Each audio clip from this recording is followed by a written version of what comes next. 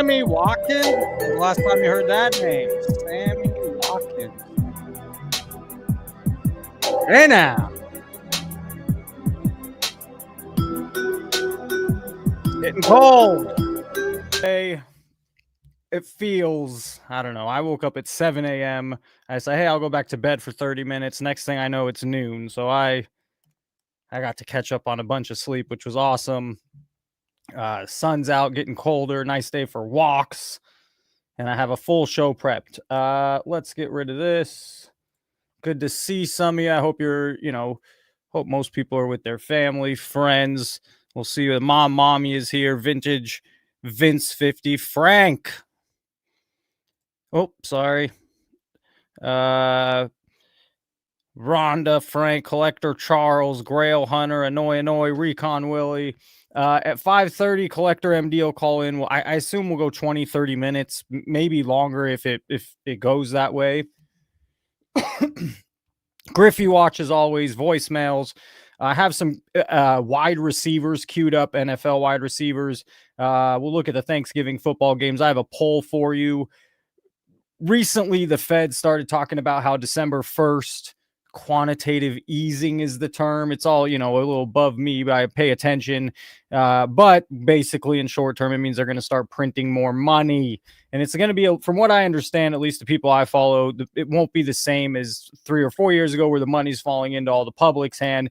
As the guy puts it, it's to clean out the pipes, to make sure the banks have enough money to keep giving loans. Topps Chrome NBA box prices are kind of released in pre-sale and live calls and much more. What else do we have here?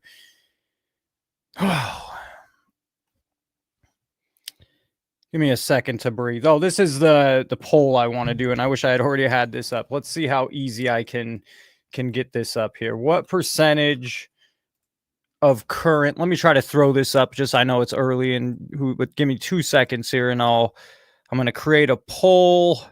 This button right here. Start a poll. Copy the question. What percentage of current price spikes do you associate with shill bidding? I believe A is 10% or less. And then we'll let this run all show. And at the end of the show, we'll check back and see 20% is B, add an option. 30% is C, add an option. 40%.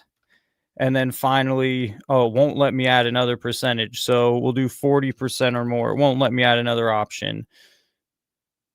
Start the poll. All right. So we'll let that run all show.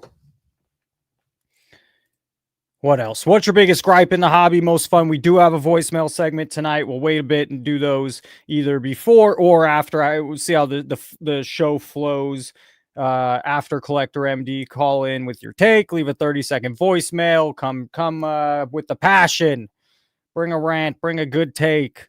Let's see. I think Frank's going to call in shortly. I hope in the next 10-15 minutes. We'll do a little quick Frank segment before Collector MD. Best voicemail of the year currently going to Kenny F and Powers. I don't know what the value on eBay. The current sale for this, the price is $850. Who the hell knows? It's numbered to 25, imminent. Who the hell cares? To all the call, I had to think about it for a minute here. And in just the past couple months, Chris Sewell, Dan's Vintage Baseball, Dan the Card Man, Neo, Sports Card Dad, Geo, Jeremy Lee, Trike, Ziggy, Non-Sports Card Mike, Hardcore Collector, AIH, Carl, Rhonda, Petty, Orlando, Frank, Charles, Spike, H Retail G, Flippin' Steve, Buster. Tonight will be Collector MD. I'm sure I missed a few. Thank you. Happy fucking Thanksgiving. Excuse me. Have a happy holiday. But no, really, that's pretty neat in the past couple months. And speaking of Thanksgiving, I thought this was interesting. The Macy's Thanksgiving Day Parade will celebrate its 100th anniversary in 2026, as the first parade was held in 1924. If you do the math, you think, okay, the 100 years is already up, but they suspended it for 3 years during World War II. It's amazing to think this thing is ran for 100 years. It's only not gone 3 times due to a world war. That's pretty incredible. So normally I don't tune in. A part of me, it starts at 5:30 in the morning from what I understand. At camp, that's 5:30 in the morning would be what time? Yeah, I guess that's right. So I'll wake up at 7 or 8 and I never watch, but I'll watch a little. Next year, 2026 will be the 100th year of the Macy's Thanksgiving Day parade. Pretty insane. Let's judge. I'm not going to spend a lot of time on this, but we have 3 football games tomorrow. We have Packers versus Lions. Spread is 2.5 in favor of Detroit. So the Packers are getting 2.5. Detroit minus 2.5. Open at -3. So, okay, the over under 48.5. Lions are explosive offense. Packers have a good defense. Who the hell knows? Who knows? I'm just providing the information. I'm not giving picks. I don't fucking know what I'm doing. Let's see. You got Chiefs, Cowboys. They both just came off big wins from what I remember. Yeah, Cowboys made a great comeback. Chiefs kind of in the same boat. So 6-5, 5-5. Chiefs are -3. Is this in Dallas? I assume this is the home team here, the Cowboys. That makes it interesting. I would assume this is, yeah, at Dallas. Huh. Okay, Bengals -7. Joe Burrow, return of the Burrow. No, the Baltimore Ravens -7. That makes more sense. So the Bengals getting 7, even with Burrow coming back. The Ravens are on a what, 5 or 6 game win streak. I'm going to say a 5. They've won 5 or 6 in a row. I doubt they started 0-5. So you're thinking a 5-game win streak on some win streak that they kept alive. That's it. That's all I want to do. Those are the football games tomorrow. At what time, by the way? The first game is 10 a.m. my time, 1 p.m. East Coast time, Packers Lions. Midday, you have Chiefs Cowboys. Those are both very intriguing games, by the way. Those are both kind of must-watch football. Now, Bengals, Ravens, I mean, Burrow's coming back. It is a bit of a, yeah, they meet twice a year. So, I mean, yeah, sure. But still, the first 2 games far and above, and then the evening celebrate with the family, and maybe not as must-watch. So these are the 2 people that talk about the minority mindset, $2.3 million. I didn't even really mention this yet. And the Fed's printing money. And so go at Clear Value Tax if you haven't. I mean, these guys have over 2 million subscribers. This guy's very bright. He's and by the way, I've followed him for quite a while. I don't always agree with him, but one thing I'll say is he's pretty much been spot on over the years. It doesn't mean he can't be wrong. And both these guys kind of have a different take with what's going to happen with the money coming to start printing or December 1st. But they both, what I would say is they both see a big up. Doesn't mean in sports cards, but in some of the markets, and then at some point the up's going to fall pretty good. But maybe it will creep into what sports cards is doing. What time is it? Let's check the chat. Sorry here. What the hell's going on? As always, thank you to Rhonda. I'd love to get another person to help maybe throw comments up or moderate in the next couple weeks. Let's see. Just checking chat here. Happy Thanksgiving. And tomorrow will be a good day full of good food, good football, family, friends. Let's exit this. Did it. Snipe. What did I see? Bid. This is by DC Sports 87. Pretty much their biggest competition on eBay when it comes to sports cards. Bid, Snipe, Shill, Offline. Welcome back. Welcome back. Welcome back. Nah, I mean, come on. He doesn't even deserve that. Don't welcome back. Orlando, Petty, Charles, Boozle, Philippe. Hey, Philippe, if I'm saying his name wrong, I feel bad if it's not that way. He left a voicemail. We have a couple one that's almost too hard. I'm going to cut the first half almost. It's a little too rough. Second half we'll hear. But yeah, and the comments are all, what is this? It makes no sense. Why'd you pour a lot of money into your own platform only to walk away? There's more story than people know. I mean, you'd think so. And speaking of which, we're early in the show. I think this is perfect. We haven't seen Frank. I haven't heard from Frank in a minute. Mr. Mangine, there's no echo. The echo's gone. Fantastic. Happy Thanksgiving, everybody. Yes. That's fantastic. Good to see everybody. Thanks for all the well wishes. And great show last night, by the way. Frank, what brings you to call? Did you happen to pull up those that slide potentially just to kind of? Oh snap! Tell me. No, maybe I did. Tell us what you want to talk about. I'll pull it up right now. You said it's in the little file. Is that where it's at? In the snip, yeah. Yep. Okay. All right. I got you. Yeah. And then there is a very short interview with the president of PSA, Ryan Hoagie. Is that how you say it? Hogue? Hoge? He is card ladder. He's not president of PSA if we're talking about the same guy. Who are we talking about? Who'd you say? My bad. I'm sorry. What was the name? Ryan Hogue, Okay, I'm thinking of Chris Hodge. Yeah, no, I don't know Ryan Hogue. Okay, maybe he president is. of Sorry. PSA. I think So I got confused with them and Neo kind of scoffed at me. So I think you're absolutely right. Is this the right slide right here? they're probably both on the top. Yes, that's the right file for the slide. So this is in response to your question as to like the price spikes. I kind of came off a little half cocked on this because none of this is in effect. However, the date is really, really relevant when we think about the fact that there's potentially going to be $12 trillion in 401ks that Hold could on. potentially Let's be rewind. invested. You just jumped like in Okay. give us Sorry, 10 to man. 30 Trying to be seconds brief. of what you're trying the synopsis. So this is probably your Griffey segment in my mind as to why you're seeing such a spike in certain sports cards and the timing. June, you always talk about June. As we can see with this executive order, we're talking about the potential of sports cards being alternative investments.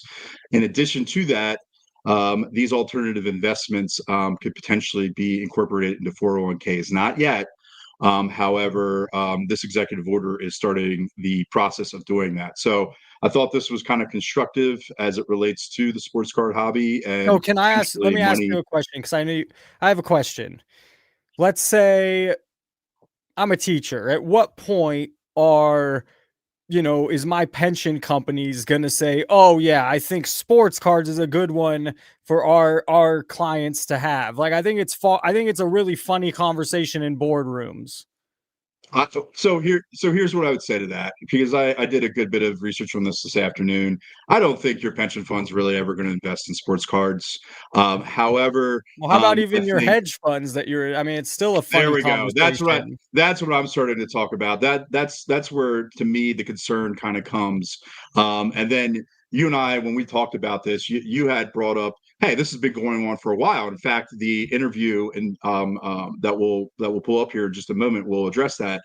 However, that was when investors, these alts, these investor groups would come up to and tell investors, "Hey, we're going to invest this in specific sports cards, maybe a fractionalization of the sports Talking for a cards." lot. This would be entirely different. This would be taking sports cards and making them into an index fund potentially that could be incorporated into other funds and other people's retirements.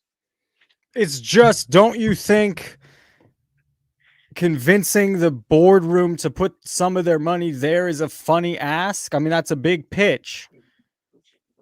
I think this is just going to be another pump and dump by private equity, and it's a market that could be Too, Bob. manipulated. I think we see it being manipulated, and I'm always kind of the cynic as it relates to all that. I don't think sports cards should be incorporated into retirements at all. I'm very Talking much for a a lot of Warren Kevin Buffett O'Leary. kind of Sorry. acolyte as far as that's concerned, but. I just think it's interesting, and I thought it was apropos to what you've been talking about. So this is one of the videos here. It's a minute 47 that you pulled Yeah, let's just that I yeah, have I not run this seen. one, and this is this. So let me preface this. So I was doing research this afternoon, and I was feeling like a dumb intern. I really did. I was like, this really isn't probably the theory right now because it hasn't gone into effect yet. However, I ran across this interview, and my mind changed a little bit. So cue it up. Shocking for a lot of people too, probably because you see Kevin O'Leary talking about royalties, and I think everyone seems that he wants to get good deals. So to pay that much for a card was certainly shocking. One of the other things he mentioned that I'd love to just get your opinion on is I think he's mentioned this a couple times now. I don't know how We have much video for progress he's this. made on it, but is this like index for Oh, sports cards? I'm fucking watching it and you're not. Why can't you? Oh, I know why. You let me go that long. You, I'm sitting here watching the video. I see No, why no, you I mean can't see it. we haven't even You let gotten to me the good go stuff. that long without fucking playing We the haven't even gotten to video the good stuff. And I said, come because on you now. couldn't even hear it or see it Okay. before.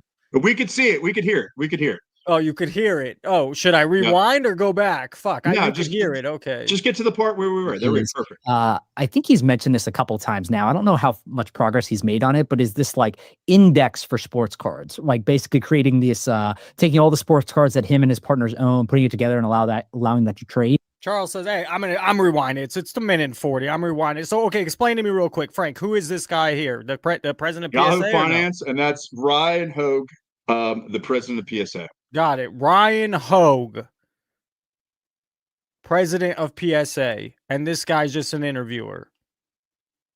Yeah, from Yahoo Finance. So it's somewhat. Yahoo. All right, let's see this.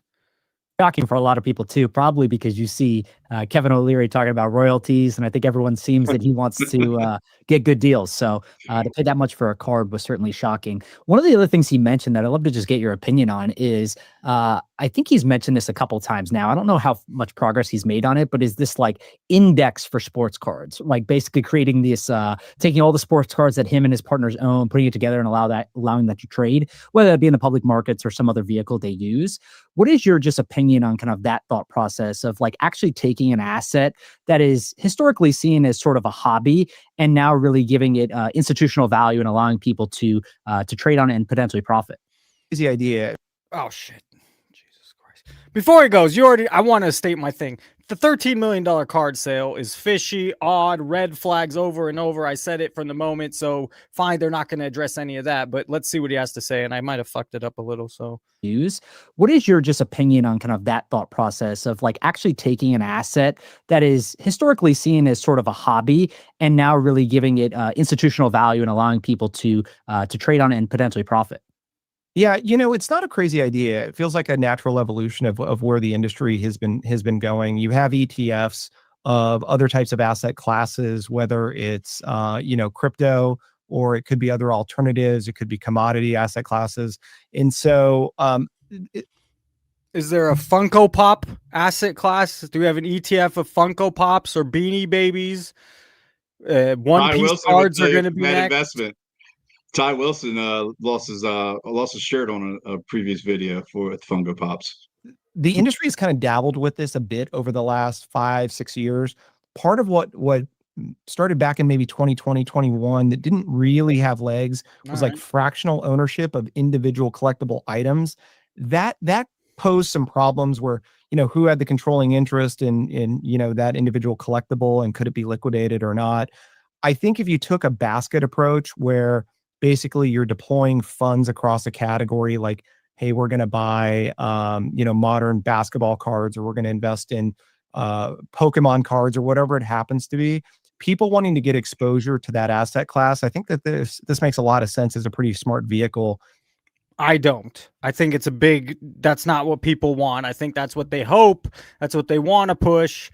I don't think so what's your take on this? Couple things. So the executive order drops August 7th, and there was a bit of a lead up to it. So the administration had telegraphed this a little bit. A lot of people within the industry knew that something like this was coming. This interview was September 12th. So I think it's pretty good timing. And is there a scenario where PSA is buying up cards in order to have these assets ready to create an index? Like I said, I'm not for this. I'm just trying to throw this out there. I mean, we've talked about repacks. We've talked about all these other market forces that are driving up card prices. I think this is involved with it. Like I said before, if they are able to incorporate this with 401ks, that's $12 trillion of money that Yes, but in 401ks, that's such a big. I understand. Fair, and that's what some of the conversation is in the boardrooms. So I hear it. It's a big ask to say, hey, let's put some of our money in something that's had a 5-year run. Of course, it's stupid. So, but I think honestly, I think it has an effect of the inflation that we're seeing. So it bears, just kind Now, of, Collector MD is going to seeing come in how. about 10 minutes. Let's go about 2 Yep. more minutes so Yeah, I can prep a little for that. I know.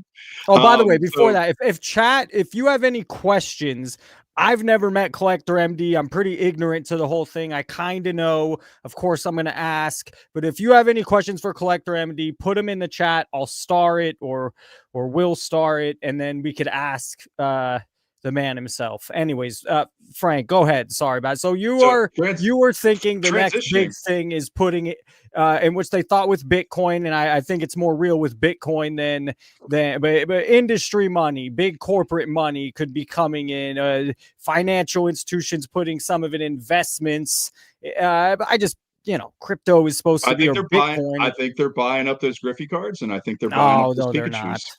Okay. That's But all okay, so mystery pack stuff. I think that's more let's mystery transition pack really quick. stuff. So this is kind of apropos, and also the jersey behind him is the Pat Tillman jersey from the 1997 Rose Bowl. Oh, I know that And pisses I you off. watched this interview, and kind of a little bit.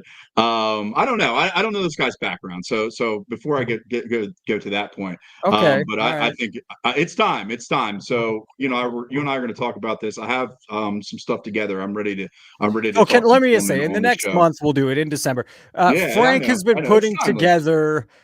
Frank's ex-military. He was over there when Pat Tillman was over there, and he's kind of sensitive to some of the stuff going on with Pat. The way Pat Tillman is, I don't know, being made money off. I don't know how. Exploited in Yeah, sports there you cards. go. There you go. And profited from, and people We'll are leave free it to at do that. whatever they Let's want leave to it at do. that. Let's make sure to do it in the next couple weeks. All right. So real quick, just real quick. Sports Card Radio last night. We briefly talked about this. Charles is the third brother. I think this is something that needs to be reviewed. But I thought it was really sweet at the end of it all. He said to himself, he goes, I wish I was the second brother for the prof. So Charles was still like repping you. You didn't take any shrapnel. I watched it from end to end. Yeah, And they then, love they poach Charles. They love that shit. Go ahead. they had a good rapport. Things were working really well. Well, And Charles then, learned how to do it right here. Charles spent the time learning how to. It wasn't that fresh when he always was calling in here. He learned. He He's getting did better. well. He's trying to become a hobby hero. They were drumming up some followers for him. So Petty even I would have done that one here. of He his sent me videos. his video, but he wanted to go there and do it. So fair. So Let's finally, move on. What else? as Nobody always, gives a shit. my final point every night I'm out. Suck it, Gio. Hey now. Frank's gone. What do we got here? All right. So Collector MD, if you have any questions for Collector MD, throw them in here. I'm going to show you my questions. What I feel like I want to ask. Where are we? Macy's Thanksgiving. Here we go. All right. Collector MD. I want to know his credentials in the field. What is Collector's MD? What is his background? Number one. Number two, mission statement. What exactly is he hoping to do with Collector's MD? Number three. And Frank, thank you for calling in. Always a pleasure. You're welcome anytime. I love how he comes in. He gives the knowledge. He came prepared. He had a slide. He had a video. And then he got right out. What is his inspiration? Where's the passion come from for doing this? His biggest problems he sees in the hobby, or what he sees at his front door. And finally, my biggest thought about this is, how does he compete with already established medical community and avenues? There's outlets for this already. So how is he just going to focus on the niche and feels that's going to be? So speaking of which, I think he should be calling in any moment. Let's see. How do I make this happen? Say his name and he appears. I believe in Joe Hendry. I believe in Joe Hendry. All right. Collector MD, what is your first name? Well, thanks for having me. Can you hear me okay? Yes, sir. My name is Alex. Alex, good to meet you. We heard you a little better, and now you're a little frozen. Let's see if that frozen goes away. A little technical. For a sec. Oh, there he is. And we heard you a little better in the beginning. I don't know if your mic was closer. Now you're a little lower. Can you hear me now? Yeah, I can hear you pretty good. So, Collector, and Awesome. Petty's here as well. You want to hop on, Petty? No, not yet. Petty, maybe later. Okay. My first question to you, is Alex, correct? Yeah, it's Alex. Yeah, that's right. Alex, so you can see my questions on the screen. So my first question is kind of like, what's the background? What's your background? What qualifications do you have for Collectors MD? Yeah. So first of all, I just wanted to thank you for having me and just say hello to everybody in the chat. I see a few folks that are in our community. Collect Charles, Brandon, awesome guy. Appreciate the support. Yeah. So Collectors MD is a support first movement for people who love the hobby but are tired of feeling controlled by it. At its core, we help collectors step back from all of the chaos, the compulsion, the pressure-driven behavior that we're seeing everywhere, and move toward what we call intentional collecting. So, what intentional collecting is, it's where choices are rooted in clarity, boundaries, and purpose instead of dopamine, urgency, and FOMO.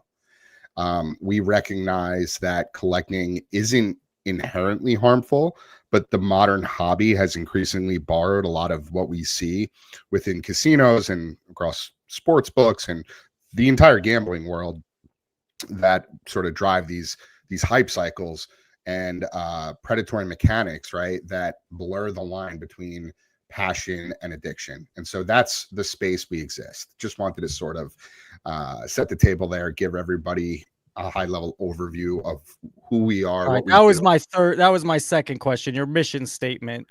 So it sounds like there's some of that in there. I'd like to expand a little more. But again, Absolutely. I think it's important to highlight, at the very beginning, what are the credentials that you have? So and I don't know. So I'm honestly just curious. Yeah, of course. I am not a licensed therapist or a doctor or anything like that. I am simply a lifelong collector who has experienced the highs and lows of both gambling addiction as well as compulsive collecting. Have you thought about partnering with or reached out or has it crossed your mind to partner with someone that is accredited? So we have a full-fledged referral network of 5. I think we're up to 5 individuals now that are licensed therapists, doctors, clinicians that we can provide service from as part of this extra layer of support for our community. We've also partnered with 3 facilities that help folks that have gambling addiction, behavioral issues, substance abuse, things like that. And those 3 facilities are Birch's Health, Right Choice Recovery, and one we actually just announced today, Better Way of Miami. So if you have a difficult time with sports cards, you could enlist into these programs? Absolutely. Sorry, that's so funny. I don't know why that's funny. So okay, let's take the silliness away from it. How many are people signing up for these things? Are people actually, because I think it's hard to admit yourself you have any problem, let alone saying, oh yeah, I have a sports card problem. Yeah, I mean, from the outside looking in, it can absolutely seem comical and confusing as to how something like a childhood nostalgia or childhood hobby rooted in nostalgia can have the same sort of effect. Well, yeah, that's not what it is anymore. Right, but that's what it was. And so it's hard for people to wrap their heads around how. But are you finding anybody admitting out there that, yeah, I do have this problem? Oh, absolutely. Our community is growing by the dozens on a weekly basis. Where is your community at? A Facebook group, Discord? How do they join that community? So we host weekly meetings every Wednesday night at 8 p.m. Eastern. It's a real subject. I know other people. It's 100% real and it's 100% serious. I mean, and good for you in being out there doing this. I know it's sad that it's come to this fucking thing, man. Yeah, I know it's sad. I'm not laughing at it. It's unreal that's where we're at. Yeah, I'm not taking offense to you laughing or anything like that, but it is a very serious subject, and there are people out there whose lives are getting absolutely destroyed by the hobby, and we see that firsthand on social media. We see it in Reddit forums. We see it in Facebook groups, people coming out and talking about the outrageous amount of money that they've lost by getting sucked into these breaks and break culture in general. And so how do they just so we can how do they join, how does someone find your community? So if I wanted to be join those meetings or be a part of the community, which I don't have the problem, but how would you do that? Can I share my screen? I can't. Well, I don't know. Can you? I'm not quite sure if you can. Okay, I just Is that an option for you? Oh yeah, here. Let's see. screen. Yeah, you did. Here, let's add to stage. I think this is. Oh, you might have to do it. I don't know if it won't let me click add to stage. Okay. Well, it's not letting me click either, but all you have to do is go to collectorsmd.com. Oh, here, I can remove that. Add to stage. Yeah, there it is. There we go. Yeah. So this is. Is there an echo? Do we have an echo? Hopefully there's no echo. Sorry, Alex. Go ahead. You're good. And by the way, what's your first name again? My first name's Jason. Jason, it's great to meet you, man. Master's degree, no doctorate. So, you could assume you couldn't get at me, but yeah, anyways. The real Mike Petty asks, is it a disease or a weakness? Gambling addiction is a disease.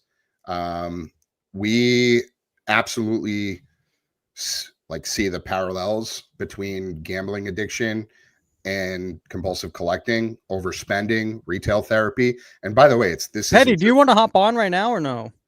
This isn't just sports cards. This encompasses a lot of different verticals across the collecting world, right? There are sneakers, TCG. Petty, I'll put you back when we stop sharing the screen. That way you're not covered. Sorry about that. Yeah. So again, so when you go to this website again, how I'm trying to plug, like, how exactly does somebody get into the community? So all they have to do is go to our website and click on this link that says sign up for our weekly peer support meetings. It takes you to a Google form that you fill out, answer a few high-level questions, and we add you to the calendar invite. It's very simple. We are seeing anywhere from 30 to 40 plus people joining on a weekly basis. Oh, that's great. Goading, you're right. Stop interrupting. Sorry, there's 17 things going on. Sharing screens, adding this. Petty's down there. He wants to ask questions. Chat's going. I'm trying to get to know Alex. Okay, so they just go to the site and they can join from there. Do you see more clients or more people signing up from the TCG world or from the sports card world? More from the sports card world at the moment, but we do have a handful of folks in our community that are addicted to other things outside of just sports cards. I was naming a few of them. Obviously, TCG with Pokemon being the number one sort of culprit there. Sneakers, memorabilia, watches, handbags, luxury goods, NFTs, gaming, you name it. If it's something that will drive people to overextend themselves or spend outside of their means, outside of their budget, it's potentially, harmful. And, there are risks. You're not wrong. I agree with a lot. I mean, I think a lot of what you're saying has some truth. I think it's hard for people to admit to themselves they have any sort of addiction, any sort of problem, let alone so that's the barrier, I think. And it sounds like you're still getting people. And Petty, hey, how about some support for Petty in the chat? Petty, Petty, hey, happy Thanksgiving. How you doing, Mike? Happy Thanksgiving, guys. Alex, a pleasure to meet you, my handsome friend. I really appreciate what you've been doing. And thanks, Mike. I was one of your first subscribers. Thank you. I just cannot believe what a slow ride it's been to get like 100 subscribers for you. Yeah, you're talking about YouTube. Do you have other impact in other areas that are okay? Because on the people that you should have 100,000 subscribers. And now it's only been 8 months, so the amount of work. Shit, I have that many subscribers in 5 minutes, and I don't have a channel. Mike, you gotta come work with me then. I gotta figure out a way to blow this up. No, but in all seriousness, it's all about getting the message out there, spreading awareness, educating people on the insidious nature of collecting and the hobby. And the first thing that I want to put out there is that we are not anti-hobby. We love collecting. I'm still a collector. I've been collecting my entire life. I've collected sneakers, memorabilia, obviously cards.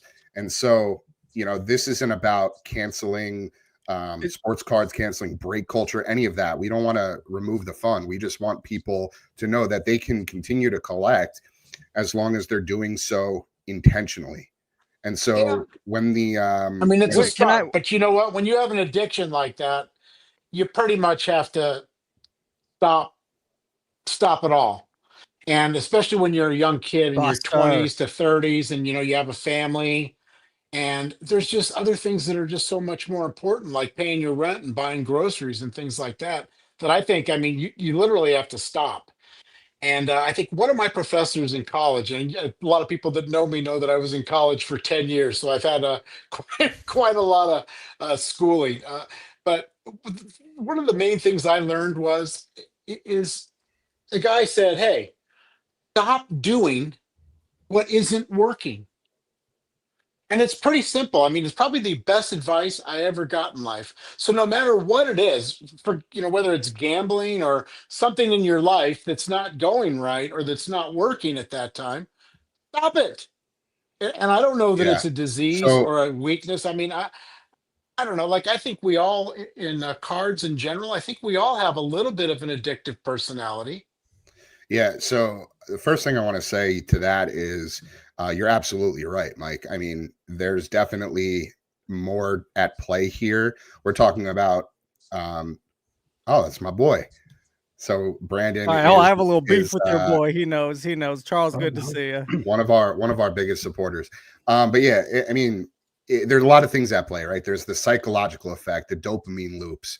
It's a lot harder than you think to just stop a behavior, especially when you've been sucked into the point of, it's sort of embedded in your DNA and it's been a part of your life for years or for decades. And so, especially with something like sports cards or TCG, that again is rooted in our childhood. It's something we've been doing since we were kids. And so because of that, because of the nature of it, there is this gray area.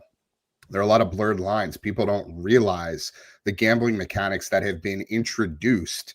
They Oh, don't yeah. understand that we these realize platforms like Whatnot and Fanatics Live are engineered to suck you in Arena and Club. get you to spend money. Arena Club is Hey, so can exploiting I ask you a question? I have a few more children. questions before. And Charles, thank you for calling. So, did it bother you when you were on Jeff's show and he did the Arena Club ads prior, or it didn't? Because it got some press. So, did that bother you at all, or not so much? So I spent 13 years in advertising sales.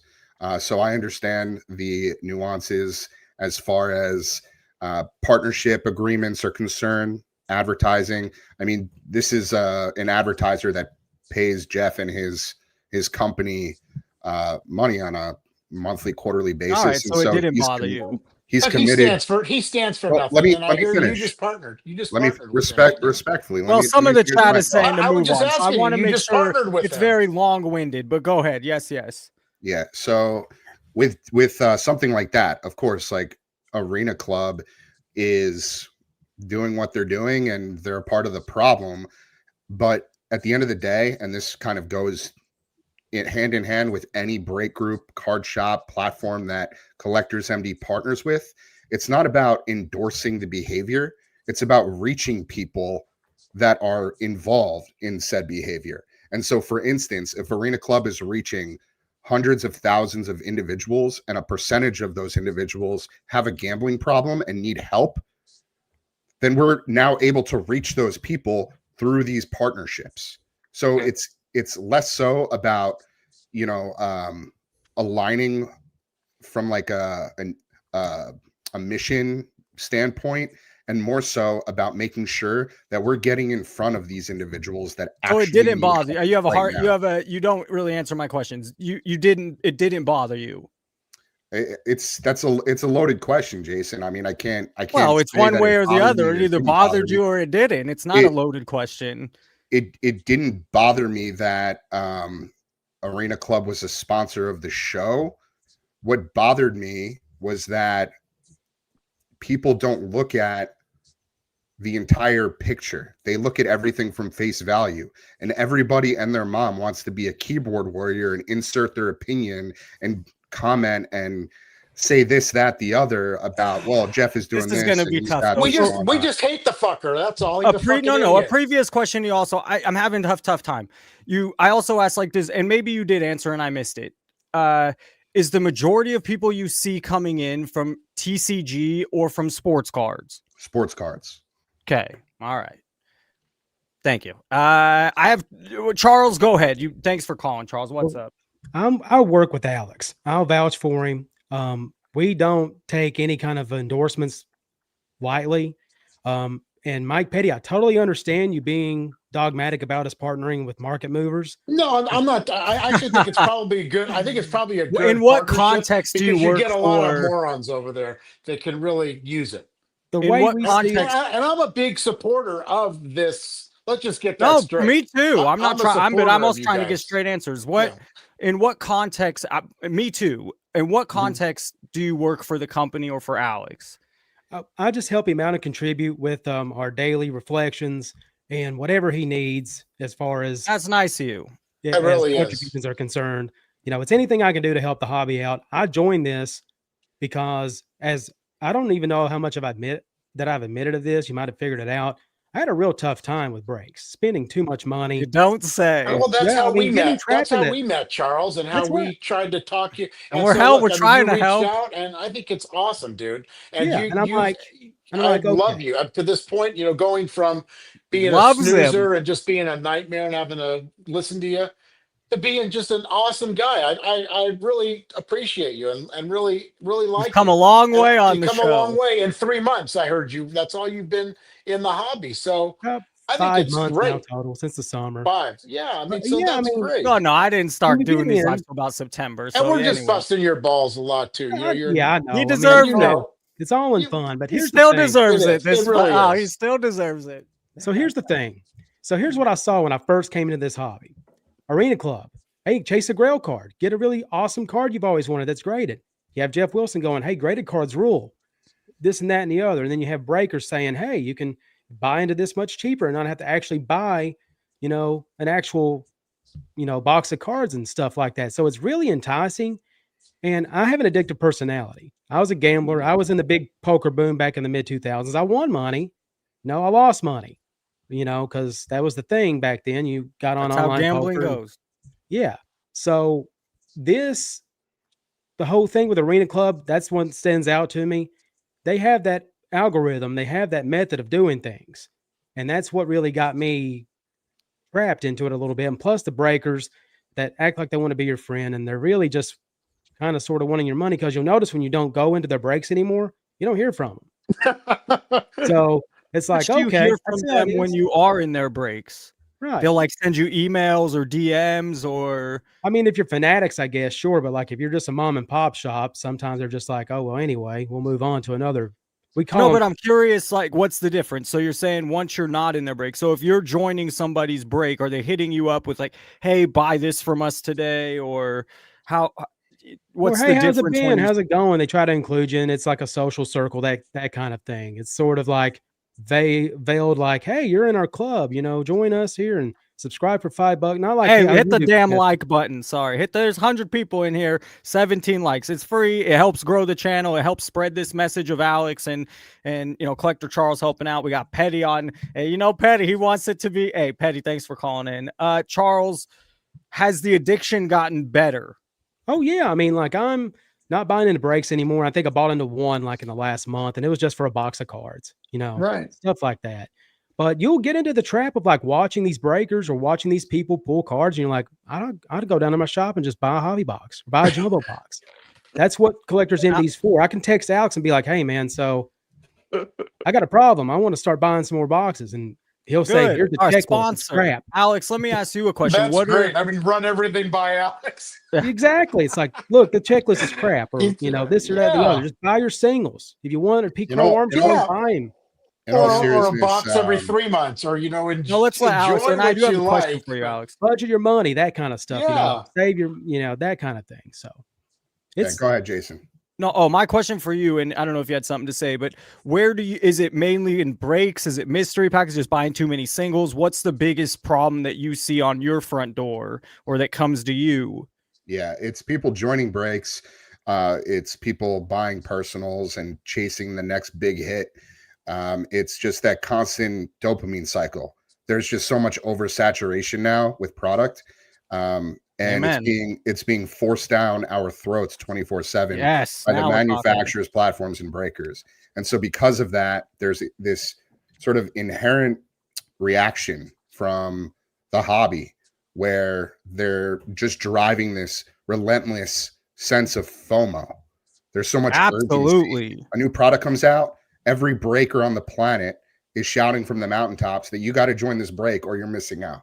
And so young, impressionable, uneducated adults and children are being sucked in and spending money hand over fist, not even realizing that what they're doing is effectively gambling. And so it's across the board. It's even people who are just buying singles just to scratch an itch. We're seeing it everywhere. It's become very sensationalized, and almost everything you just said is we have different ways of going, but that's almost what inspired me to make a channel. I mean, it's just absolutely all the overprinting, it's shoved down your throat. Some of these content, it's really kind of sensationalizing it in a way that creates a bigger issue. And yeah, so I can connect with all those things you just made. And then, so, okay, that leads me to my next question is that's what inspires me for content. Obviously you doing this, there has to be a passion, there has to be a reason. So where is it in your gut, or what inspires you to do this? My own lived experience. Like I said earlier, I'm a recovering gambling addict. I've experienced the thrill of the chase. I've experienced the lowest of lows, that feeling of like I hit rock bottom multiple times in my life. I'm 36 years old. And so I have fully dedicated my life to helping people who need support. And so have you had a problem with the sports cards, or have a problem currently? I mean, I would hope not currently. I'm a recovering gambling addict, and that encompasses anything defined by the Gamblers Anonymous program as gambling. And yes, sports cards and breaking by definition are gambling. How does breaking suck people in? How does breaking get you? Because I argue it's not sustainable. People get in, they realize it's not the best ROI, and they get out. But maybe, I guess I'm wrong. I don't know. So what do they do to keep you and suck you in? They do a lot of things. Are we talking about the platforms, the breakers, the manufacturers? Either anything. Let's start with the breakers. Not manufacturer, because I understand that part completely. Let's start with the breakers. So everything that you're seeing on Whatnot and Fanatics Live, all these gimmicks, the wheel spins, choosing which team you want from a deck of cards, the flashing lights, the breakers screaming into the microphone to bid. You know, the auctions aren't going for what they should. The trade two teams for one. It's all a giant facade engineered to suck you in the same way casinos do. The difference between breaking and gambling, traditional gambling, is that there's zero oversight, zero regulation, zero rules, and breakers can do whatever they want. So for instance, if a breaker or a card shop is selling singles, they can plop a slab down on a card stand and say, this card last sold for $20,000. You have 10 seconds on a sudden death auction, bid. On a card you can't see. And people immediately just feel this sense of urgency. Yeah. And mindless. It's also dirty too, because from what I understand, they'll have people in there in the beginning trying to pump it. Because what I understand about all the breakers is momentum. You have to build momentum. So you'll have someone in there even hyping the first few, building those prices. That way it builds some momentum. So now, now we're going. Now there's a rush.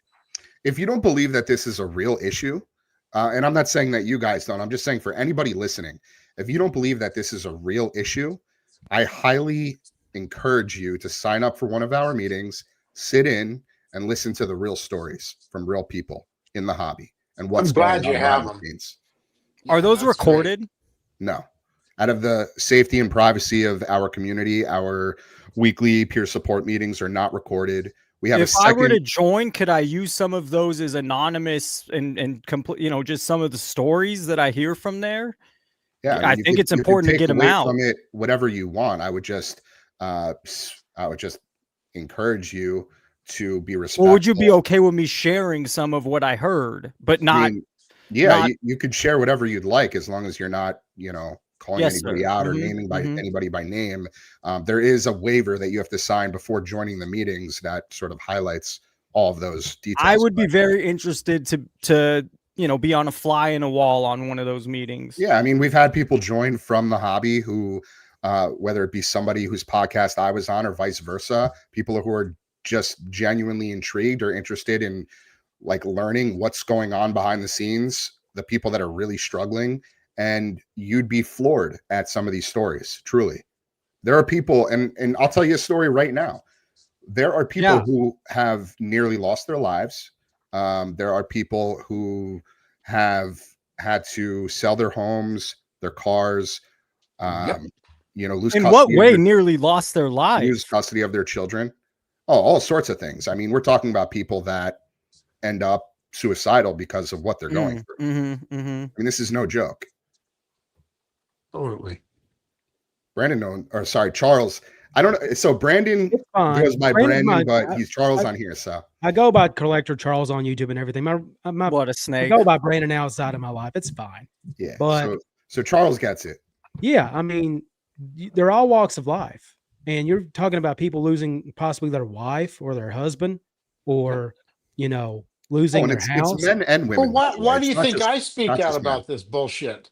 But this is Same. exactly Come the on. reason why I've been speaking out for 2 years on YouTube, is because I'm just people don't see the damage. It's all smoke and mirrors and all joy and a bunch of fun and games. And I know that this shit is happening because it happened to me, not in sports cards per se, but I was a big poker player before I was 21 years old. Okay. I had a $10,000 credit limit at Caesar's Palace for free rooms and all I could eat and get a room anytime I wanted at Caesar's. This is before I was 21 years old. I had a fake ID. I had worked my way up from when I was 19 years old. I went to Las Vegas and played poker. This was 7 card stud back then. It was the Hold'em had just kind of started. I won 20 times in a row. I'd go every 2 weeks. I lived, 3 hours from there. So I would drive up there. Here I am. I'm sitting at a poker table playing $30 and $60 limit with Pugsy fucking Pearson, Doyle Brunson, and Amarillo Slim at the same fucking table. And me 7 wearing my deuce. cowboy hat. You can only imagine how young I looked. I mean, it was ridiculous. I would get my cigar, my 10X Beaver hat, Stetson, and I would hit cards, hands I had no business being in, and just dumbass luck. But then, what do you think happened? The way I would do it is I'd go there, I'd sign out for chips at the blackjack table. So I'd get $5,000 at the blackjack table. This was before they ever knew now they know 10 deuce. every quarter you spend there, they know. Back then they couldn't track you. So I would play $100 hand. I'd win, lose, play 2 hands, win or lose. I'd take all the cash, put it in my pocket, and go straight to the poker room. I'd play like in a 5 to 10 limit, and I'd work my Degenerate. way up. I was a degenerate pretty much, but I didn't lose. But guess what? Your luck runs Get out. out of And here. when you start getting in debt 10,000, and then well, I would come home after with 8,000, with 15,000, and then I would pay my bill off and you would show a $10,000 loss every month, and sky was the limit for you. But when you lost, and I was just working a regular job making $8 an hour, working at like a Lumber City or a hardware store out here as a kid going through college. And then I Mondo, you're got killing it. married.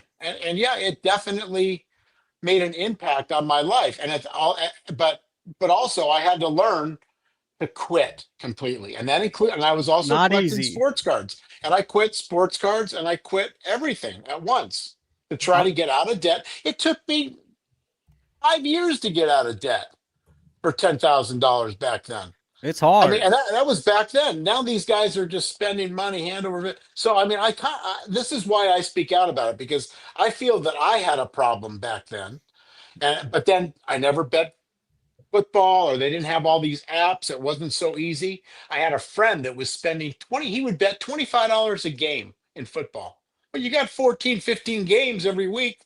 he was down like $5,000 in like 3 months. Oh, He and the didn't have way the that kind of. books work now is if you prove to them you're a winning player, well, guess what? They either cut you off or they really limit your play. They're not trying to they know who's the losers and winners, and the winners are rare, especially at the Mhm. sports book. And if you But do now, win, they cut you if I off. gamble $100, But you I do know, have on I a, do on a want to go some I do go ahead. Go ahead. I have something I no, want no, to. you run on the show, but I just wanted people to know that story about me because a lot of No, it people was haven't heard great. it before. Well, But I mean, and this is why I speak hold passionately up, about Charles. Before I have some, about the that. problem I have, the bit, and you know, I'm gonna, Alex. I don't know if you like this, but I think the marketing is You said you were in advertising, so the marketing on some of this stuff is disgusting. I'm a PR Yeah. journalism major, Why so wouldn't I like that? I understand. couldn't Like agree some of more. this is so gross, and that's what the people see. That's how it's marketed. That's what you're seeing, and to me, Arena Club is one of the culprits, and there's many others. It's just push, as you mentioned, shoved down our throat, and that's through content. That's through the marketing, and I despise it, and that's a lot of what inspires me. Is I really despise the marketing angle, which then leads to people finding you. But it's the marketing that helps push this whole problem. Yeah. The problem is there's no regulation on any of it, including the marketing and advertising. So Arena Club can send out these predatory emails and nobody's going to hold them accountable. So I really quickly, guys, want to address something because the chat is going, you know, running rampant, obviously, with Jeff, and we just did partner with Market Movers. And so I want to answer a question that somebody had asked earlier. It's funny. I don't know who asked this question. I just copied and pasted it, but he said, Alex, how much influence does Jeff have on young collectors, especially with the gambling-like side of ripping packs? Could his content be pushing some kids toward unhealthy habits in the hobby? And so that is a great question. And the honest answer is yes. Yes. All right. You are truthful then. I'm glad you said that. Jeff absolutely has influence. But this isn't just about Jeff. This isn't just He's not helping. Jeff is one of the most visible faces in the hobby, and young collectors absolutely model what they see. So when a creator has that kind of reach, their tone, their pacing, and framing matter, especially when ripping is presented as nonstop excitement, the big hits, the emotional highs, right? So for young collectors who are still forming these habits, that can blur the line between entertainment and behavior to emulate, right? So the chase, the suspense, the celebration of the big pull, all of that can condition the idea that more ripping equals more fulfillment. That said, and this is the important part, zooming out, this is really about the ecosystem, not one individual. Jeff is operating inside a structure that rewards. It's also society right now. The high energy. Yeah, it absolutely is. It's completely society. But to give Jeff a pass, because I think is not fair. The hobby is a reflection of society. So let me just finish. Jeff is operating in this system that rewards high energy ripping content, dramatic reactions, and constant openings. So platforms, algorithms, breakers, the sponsors, the marketplaces, they all benefit from making ripping feel like the heartbeat of the hobby. So while creators like Jeff do shape perception, they also are a part of a much larger machine. No, they are the machine. They are the mechanics and emotional hooks. So the real concern Jeff started it 5 years ago. The real concern is Jeff corrupting kids. It's what happens when the most visible version of the hobby becomes nonstop high stakes ripping instead of intentional collecting. Well, that's what it is now. That's what we're looking at right now. We're in the thick of it. Right. So that's where Collectors MD steps in. We're not here to villainize. I don't think Jeff deserves. I mean, I think it's a great thing. I mean, if you can get him at least to gear it back a little, like gear down, big shifter, right? I mean, at least look at what you're doing.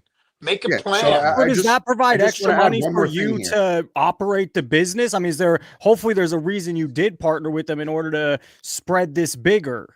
Exactly. Like the biggest thing here is that we're not here to endorse or villainize anyone, especially creators or influencers. We're here to broaden the narrative, to remind people that collecting isn't just about the rip. It's about things like purpose, connection, pacing, sustainability. And that's especially important for these young, impressionable people. But you don't think all that content that's opposite of that is a huge problem? I mean, let's not just say Jeff. There's a dozen 50 other people doing the same. To me, that is press media content is very, very, it's bigger than people understand. It has a big influence. And so to me, a lot of the problem is how it's pushed, because people have businesses that they want those businesses to work. And so how do they do Well, that? They at least push Alex certain has his content. foot in the door, and he has some Yeah, eyeballs on it. And what he he's doing a great he's job. and he is the warning sign on the side of cigarettes instead may cause Let's hope. cancer. So Jeff is also the first individual that I've spoken with in the hobby as an industry leader who has said, you know what, you're right. Everything you're doing makes sense. Let's endorse this message and layer it into our ecosystem. So if you can bring me another card group, influencer, breaker, who is willing to put Rip Responsibly on as a Gio, disclaimer are on you their hearing this? content. Is that what Gio? he's actually going to do? Is that really going to happen? Give me 1 sec. Well, you have it there. I want to see it on everything. I don't buy it. Maybe get in with Gio. So we just Gio's got a friend these of the in, show. Today. Actually, these are samples, but they're basically, I don't know if you can see it. Rip I think we responsibly. So these are going to be I like white it. mats that are rolling out across the hobby in the coming months, and they will be co-branded with Cards HQ amongst a few other shops that Oh, we're rolling joy. out this campaign with. But the idea here is that you see 1-800-GAMBLER on a gambling ad, right? They're not endorsing that message. They're just acknowledging that there's a problem and that they're there for people who need the support. That's what Collectors MD is to the hobby. So for those of you who are asking, oh, is there a Collectors Anonymous or some sort of, recovery program or group for the hobby? Yes, there is. It's called Collectors MD, and we're here to help you. Are you a doctor, or do you have doctors on No, he staff, said or he didn't what? have We already credentials touched first, on but he's that. Oh, I'm partnered sorry. with some. No, Yeah, because so my we have a partner referral actually. number. oh, They partner with, I think, there's like 3 or 4 accredited doctors that are therapists and that specialize in this kind of behavior. That Facilities are, as well. and We facilities as well. touched They on can be this in the referenced. beginning of the conversation before you guys joined. Yeah, oh, sorry. they're No, used it's okay. they're used as references because, like Alex said, he's not a registered doctor. Neither am I, obviously. But there are It those in just there seems that like on YouTube, everybody's a doctor. Dr. Beckett, Dr. Carlos, everyone's an doctor this expert. guy, doctor that guy. So I don't know. You Yeah, don't I know was who's a hoping you'd doctor. have credentials, but it sounds like you've done the right thing with partnering Yeah. with some options for people to go to that can help. I like the fact that you do have meetings. Don't and you're love on that a you good partnered with path. Sports Card HQ, but that's, it'll get your brand out there hopefully more.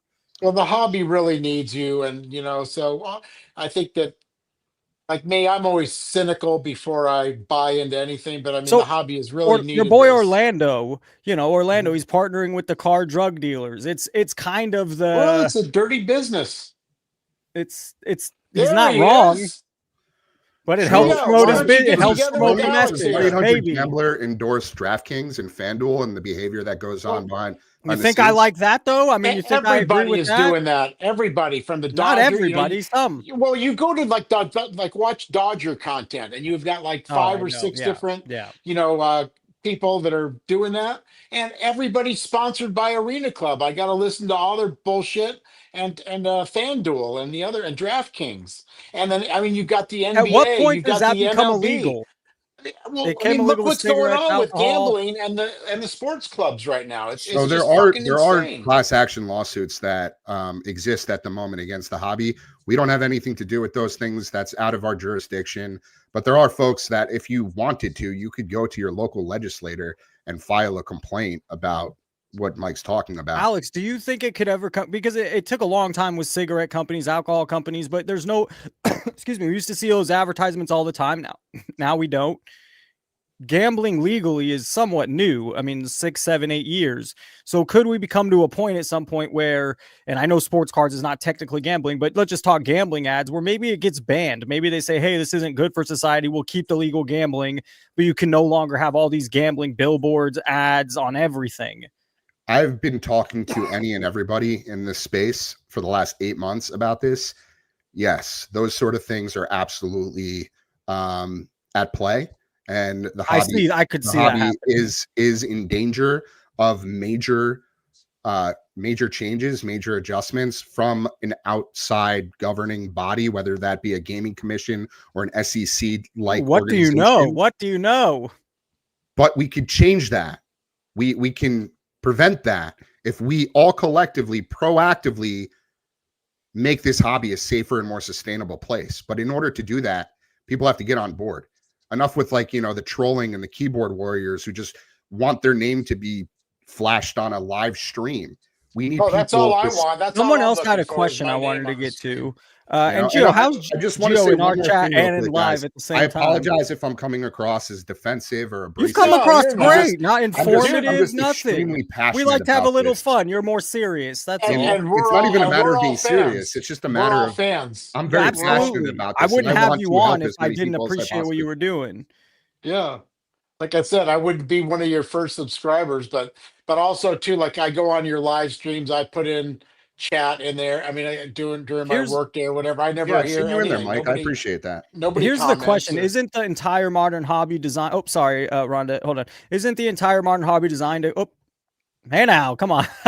Isn't the entire modern hobby designed to create new addicts? Holy shit. I'm just going to read it to you. It doesn't help when so many guys are feeling hopeless, when upward mobility. I don't know. Let me just ask that. Isn't the entire modern hobby modern, mind you, designed to create new addicts? Yeah, it's engineered that way so that the powers that be, the folks at the helm can exploit and monetize in every which way possible, which includes your wallet. So yeah, that's Yep, exactly, that's right. That's right. exactly what it's designed How to do do. you advise people that do want to be in sports cards to stay in sports cards and not have it be up? Do you advise against breaking? Do you advise buying We have singles? two distinct lanes, Jason. Collecting with intention, somebody like Charles who Myself, embodies Petty. that mantra, somebody who Well, that's new to Charles. and then we have another lane for abstinence, folks that just can't have a healthy relationship with collecting anymore, and they're just making an effort to abstain completely. And we I mean, honor I and think respect really, those lanes seriously, I equally. think they need to stop completely. I mean, I mean, I understand this intentional, collecting first. And then if that doesn't work, I mean, you got to just stop doing what isn't working. I mean, it's really that simple, whether you say it's a disease or not. Now, my wife worked for Malibu Passages. I'm sure you guys have all heard of that Don't Yeah. know it. I don't for know 10 it. years. Well, it was the biggest drug rehab facility Okay, in got it. California. And she worked there for 10 years. She's, it was a celebrity type place here, 30 miles away from me here. And the people, they were just fucked in the head, those people. But really, that's pretty much what he said is like, you have underlying conditions. That's what it is. It's not so much a disease or a an addiction. It's there's underlying conditions for doing what you're doing. And I think what's happening is this get rich quick society is there's so many people, younger people, I think, that just haven't hit their stride yet, and they're almost hopeless. And Yeah, they see yeah. they see people, they see all this going on there, and they think, I need to get that big hit. I need to hit that $1 million. And It's not a collection. society for young men, they It's are a lost. lottery. It's a lottery ticket for them. I don't necessarily blame them at their age, but us older people have to talk. I mean, I don't know if they don't have parents or what, which a lot of them, They're lost at that or age, they and their don't parents are listen, struggling or I themselves. think it's a listening problem The thing myself. is, a lot of compulsive behavior is being exacerbated by companies like Arena Club that advertise and they focus on that kind of stuff. And I admit, I'm compulsive about things. Like you mentioned your poker boom in the 80s. I played Yeah, online poker, which I was an played outlet. online poker which is I was too on even doing, Black I worse was because doing Friday. it. you're I was getting like, scammed on that. right. I was in there You with Phil five guys. Yes, Hellmuth, you were. those guys, Poker Stars, Full Tilt. I actually got money from Full Tilt because I was actually being cheated and Took a didn't know it. while. Yeah.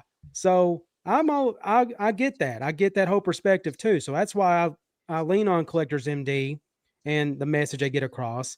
And I knew market movers would be one of those. It's like, okay, And well, Charles, what's part of the problem is not everyone's our age. So if imagine you're right. 18, 20, 21, it's harder to, you found out, in 5, 3, 6 months, whatever it's been, you saw through it pretty quickly. But Yeah. that Young younger people don't generation care. is That's not the seeing problem. through it. They're watching Young Roth people don't cards. care because they might have money like from crypto or whatever. So they got Or no disposable money at income, all. Come on. Well, or they might have well, credit, or they might have a lot of different Debt. ways of obtaining money and that kind of thing. A lot easier than it used to be, like even 20 years ago when I was in college or when Petty was in the 80s. Cash was king in the 80s. plastic started being king back in 2005 and 6 when I was in college. The chat has a few more questions for Alex. Charles, where Yeah. did you want to go? Because you've been quiet for a minute. Where did you want to go with it? I was just gonna say, like, I see a lot of the people like Dan, big boomer energy. Like, come on, man, we don't. I don't think we're even with Arena Club. We're with Market Movers. We have Card Ladders, one of our partners too.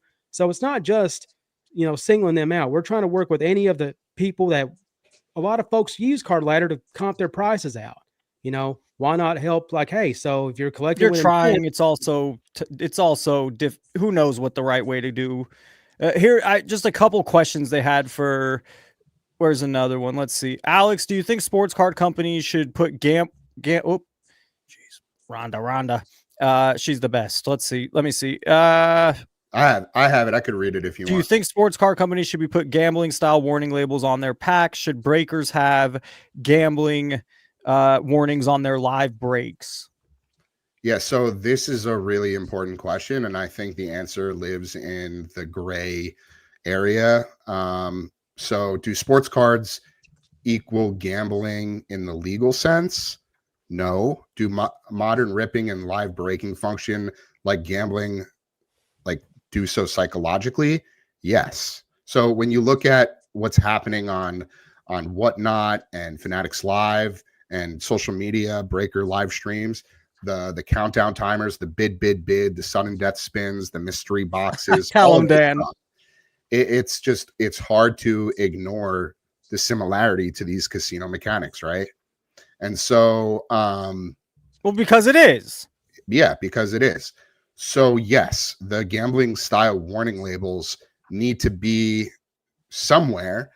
If that means on packs, I don't know, because that, Fanatics and Panini and these other companies that produce the product have the most fleshed out legal teams you could possibly imagine. They've gone through the ringer for decades now over this, and they do put some sort of disclaimer about odds on the packs. So that is definitely an area that, opposing parties have tried to fight against for a long time. Again, that's out of my jurisdiction. What we can do is put that responsible messaging, the disclaimers, the warning signs in strategic places that can reach the individuals who are firsthand consuming the content, and they won't give a shit. They'll keep going. And, it is a good message. I know that includes breakers. So his other question was, should breakers have gambling warnings on their live breaks? And yes, that's exactly what I just showed you with the Rip Responsibly card mat. We're also going to be doing card stands and backdrops. Well, like let's see how those catch on. Let's see how those actually catch on. At least they have somewhere to turn, or they can at least see, hey, or where it drives a thought in their bird brain head somewhere that, hey, maybe I have a problem when it comes time to paying their next credit card bill. Another question from, and I don't know if there's any truth, this Dan Vintage Baseball. Did Collector MB talk about his bankruptcy and giving his debtors penny on the dollars? Is there, I don't know anything about that story. I don't know if you want to go into that story. Is there truth to that story? I have no clue about any of that. Yeah, so this is something I talk about on my podcast in our weekly meetings. I, again, am a recovering gambling addict. I wear my heart on my sleeve. I talk about this stuff. The reason why I'm doing what I'm doing is because of my own lived experience, my transgressions, my mistakes, the fallout that was created from my actions. And so I'm paying it forward now through what I'm doing. So anything that I've experienced. Well, what exactly happened? What happened with that? I was in a boatload of debt. Your person. Oh, so you shared that story. This is a personal. Okay. Yeah, I don't know how that person. Got it. Obviously, this is all public information. If somebody files for bankruptcy, you can pull that up on Google. But I had a gambling problem. It led to me having to file for bankruptcy. I am 100% open and honest about that. That isn't news to anybody in our community. There's nothing about me or my past that I don't already talk about. Is it a 12-step program? Yes. We have a full-fledged recovery guide with 12 steps. What are the first few steps? Can I share my screen again? Yeah. It'll be funny with 4 of us. Let's see how that works. All right, share this tab instead. Oh, I have to, let's see, add to stage. Okay. Sweat. So this is our recovery guide, Sorry, which is Charles. adapted from the GA Yellow Book. And so the 12 steps are right here. Again, these are 12 steps rewritten for Collectors MD. We read through this recovery guide during every single weekly peer support meeting. It's intended to be used as a foundation for our recovery. And so number one is we admitted that our spending or collecting had taken control of our lives in ways we couldn't ignore. We began to believe that with real support, we could find peace again. We committed to asking for help and opening ourselves up to community-based recovery. I don't know if you want me to read all 12, but no, it's fucking hilarious. I'm sorry, it's not a big 12-step guy, but hey, however you got to do it, man. I hope you're doing good. You know, it seems like you're doing good work. Is this kind of As long stuff as you for just me? tell these fucking idiots, stop doing what isn't working. I'm not even paying attention to the chat. I'm sure, you know, everybody I've tried to ask some of the questions. But doesn't it make sense? Stop doing what isn't working. It's worked for me. I mean, I can't stop buying brakes. Yeah, I mean, like I said, I mean, every time things are not working for me, I look back to that. I learned that in 1980. You know, and you know, my life has been a roller coaster, and I was bankrupt myself in 1994 after a divorce. So I had baseball cards. My wife supported that. I had sets from the 60s. Thank you, Alex. And, you know, and I was lucky enough to keep those, and it helped me through my bankruptcy, actually. And, you know, and I'd never seeked any treatment for my gambling addiction, but I stopped going to Vegas. I paid my debt off. And then once you have to stop. I mean, you have to stop. But it's then, so you know, hard once to stop. Once you're divorced, you know, shit hits the fan, and a lot of people go bankrupt during it. You know, yeah, and so that's what happened to me. Anybody who is you know, throwing shade or making light of this serious topic, like, oh yeah, I mean, it's all good. Like, joke. More power to you. Like, it's completely fine. The fact of the matter is, we are helping people. Well, and the other thing, you know, Alex, is that 10 years ago, prices weren't the same. So people are losing big, you know, we're talking about real money. You're not buying a $150 box. You're not buying a $20 brake spot. People are spending. The money aspect of it has gotten out of control. It's a different beast today than it was a decade ago. Right. The prices of this stuff. Gio asked the question. So is Jeff going to be changing his messaging and including warnings now also? My skeptical brain, Alex, is I want to see those mats actually being used. I'll believe it when I see it. We're officially rolling out, we're formally rolling out the campaign with Cards HQ in December. They'll be used at the World Series of Breaking next year. Hey, I mean, again, like, it's not about clout. It's not about. It's better. No, I want to see them being used. That's all. If you can get them to be used, that's great. Blowing up my name or anything like that. It's about again reaching the people that need the help, reaching the masses. Yeah, if people see it, I just want people to see it. I just want people to see it. Right. Do you guys want a quick? So they at least know it's an issue. Preview of the Cards HQ mat? I mean, yeah, why not? Did we already have it? That was just the Collectors MD. That was with no logo. Not really. I don't give a shit what they're. That'll take 2 seconds. All right. Well, the thing is, the reason why it works is because if Cards HQ uses that, and we'll see. We'll see if it works. That's the thing. You know, we'll see. I mean. Jeff I also want to see it be used, and I also think it's a great message. You're not wrong in doing what you're doing, and it starts with someone like Jeff, and we need to get to others. You know, like Run Good Life and his breaks. You know, if he gets a lot of people, he has a lot of reach. Someone Gio, Gio's on board. I already know because you know what? Because Gio is, you know, he's at least pragmatic and practical about the whole situation. Sometimes when it fits his narrative, sometimes he makes a good living off it, and you can't. Sports card nonsense. We're going to be working with them too. So all right, there you go. All right, well there you go, and that's Gio. No, you're going to go with all as he's joining the drug dealers. Gio, Chris and I have been in touch, and we're talking about doing some great things together. So Gio's in touch with everybody. I'm looking forward to it. And Gio's going to sell it as soon as he gets another million. Yeah, we're gonna I didn't know this until recently, but Sports Card Nonsense has the licensing for SI collectibles. And so we're talking about a Old potential news. partnership there to just continue to roll out more content.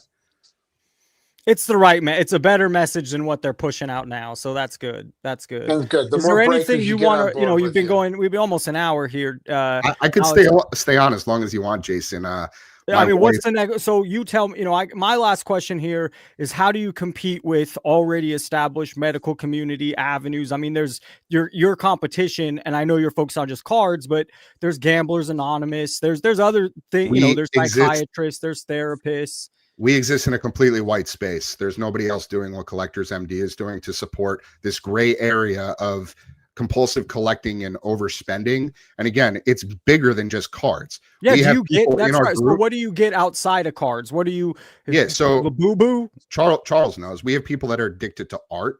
We have people that are addicted to sneakers. We have people that are addicted to NFTs and gaming and gotcha games and loot boxes and crap like that. Okay, so are you reaching out to other audiences besides cards? Yeah, it's a cacophony of different people that come out, in different avenues. Like you said, collecting sneakers is a big thing. Like, how do they find you? Are you on? Collecting, comic books? I was immersed in the sneaker community for 12 plus years. At one point, I had over 500 pairs of sneakers. I mean, it was out of control. I had a problem back then. And then it manifested itself and became gambling. And then it became, the hobby and breaking. And I had an addictive personality. I'm, like I said, a lifelong recovering addict. I think a lot of us do. I've embraced that it's a lifelong commitment. And so I've devoted my life to this space. And it's not just Collectors MD. I also work at a local facility called Right Choice Recovery, where I lead group meetings for gambling addiction on Monday and Tuesday nights. But it all is this all your full-time job, or do you also have a job? This is my this is full time. Hey, good for you. Well, you need to smile a little more. Ryan mentioned, is there any real data, any reason why these prices are so high? Is that why the hobby's inflated? And Ryan, we're not going to answer that now, but I think it's the right questions. Rhonda, I'm going to try to throw it up for just 30 seconds or 20 seconds, but I do think it's the right question to ask. Ryan, try one more time. If not, so be it. But anyways, what I've kind of asked all my questions, Alex, is there any avenue we didn't go down or we didn't hit that you think's important or you want to share? Well, I mean, I can answer the question regarding the data real quick if he wants. Well, it's not, I don't think there's one answer. I've done enough. We talk about this every day. There isn't one answer. You can give us your take. You want to stick around while I tell you a little bit about shill bidding? Yes. Yeah, I just did a piece. We want to get to. A piece. So we publish these daily reflections every single day, which is basically a journal entry about what's going on in the hobby and what we're experiencing. Charles has contributed to a handful of them, and so we did a piece this week about what's going on with the whole shill bidding scandal and saga. I think yesterday or the day before. So yeah, that's not kosher. No. So Petty, where did you want to go with that? Petty, where's your rant? I wanted to talk. The reason I called in an hour ago is because I wanted to kind of teach the room a little bit about how the shill bidding. Dan and Charles, do you want to stay here for this or? Okay. Yeah, I have 2 videos about the shill bidding. Charles wants to stay here. Charles wants to push. He wants that exposure for his channel. I know. I'm gay. I'm going. That's fine. We'll leave it at that. You called me. So let me go into my check story. out his channel. Go ahead, Mike. Well, stick around, Alex. I'm going to tell you a little bit about how just this shill I'm not going works. anywhere, Mike. Don't worry. All right, man. We love you. All right. So July of real quick before you start. Goating 365 just said something, and this is something I wanted to address. He said Alex is going to try to charge $9.99 a month for his help. No, we are never, ever going to charge any of our members for our service. It is 100%, no strings attached, completely free. You have access to our meetings, our support, our tools and resources, our educational content. Everything is free, and it will always stay that way. You have my word. We will never exploit people who are going through the thick of it from a financial, mental, and emotional standpoint for their money. You have my word. From the bottom of my heart, that will never happen. Good. And I'll put it to you this way. I'll give you one Petty's rant. I want Petty's rant. Go ahead, Charles. I'll give you one better. If No, Alex we does gotta start, get Petty. Go if ahead, that if Charles. that ever happens, you'll never see me in Collectors MD again, and I will come out and have a video about Deuces. why. So No, I love yeah, what you we will guys ne- are doing, and you're that won't passionate happen. about it, and you've already lived it. So, I feel that like I could do the Place with same these thing comments. if I had a passion for that. I've tried to help people by just being a complete dick, pretty much, of this hobby and being a lightning rod, for a lot of people. And I only do this to support other people's channels, to be honest with you. I don't have my own channel. I don't care to monetize. I don't give Petty, a I want to shit get to that about rant. anybody. Okay, Before the here's the rant, rant. Dan mentions does Thank you, KK, for last saying that. Collector All right, MD, man. do you get any So grant money? Do you get any sort of help No, money? we're not set up as a nonprofit to answer that Okay, question. all right. Petty, let's hear this rant. here we go. So everybody knows about Shilstein. For 20 years, he's been doing this. Yeah. It's much the same way as what PWCC did. Okay. And you have a group of card doctors that work around the clock buying cards and shilling them on these third-party sites. So you had PWCC, which was a eBay company, and or selling on eBay. You had Probstein on eBay, and that's the way it worked originally. The card doctors, 10, 15 of these assholes, which you're starting to see a lot of them now. The Kuntzes, the Craigs, the Scissorhands Mosiers. Your best friends. The list goes on and on Will of these Mastros, the doctors. originator of all this. Well, the originator was of shill bidding was Mastro, but shill bidding was a fraction of what you would see. It was the trimming, and then the shilling, and then they send it to PSA after the trimming, get a higher grade from a 3 to a 7.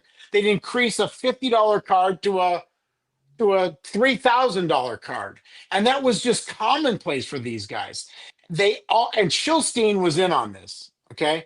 So I knew about Shilstein and basically just wrote him off. I tried to block him on eBay as far as like a seller, but at some point I couldn't figure out how to do it. It was just too difficult. They make it really hard on eBay to try to do that. So in July of last year, 2024, these home run derby cards come up. There's 10 of them on Probstein. They look like this. And these cards were very hard to find. Okay. They're really pretty rare. Philstein happens to have 10 of them.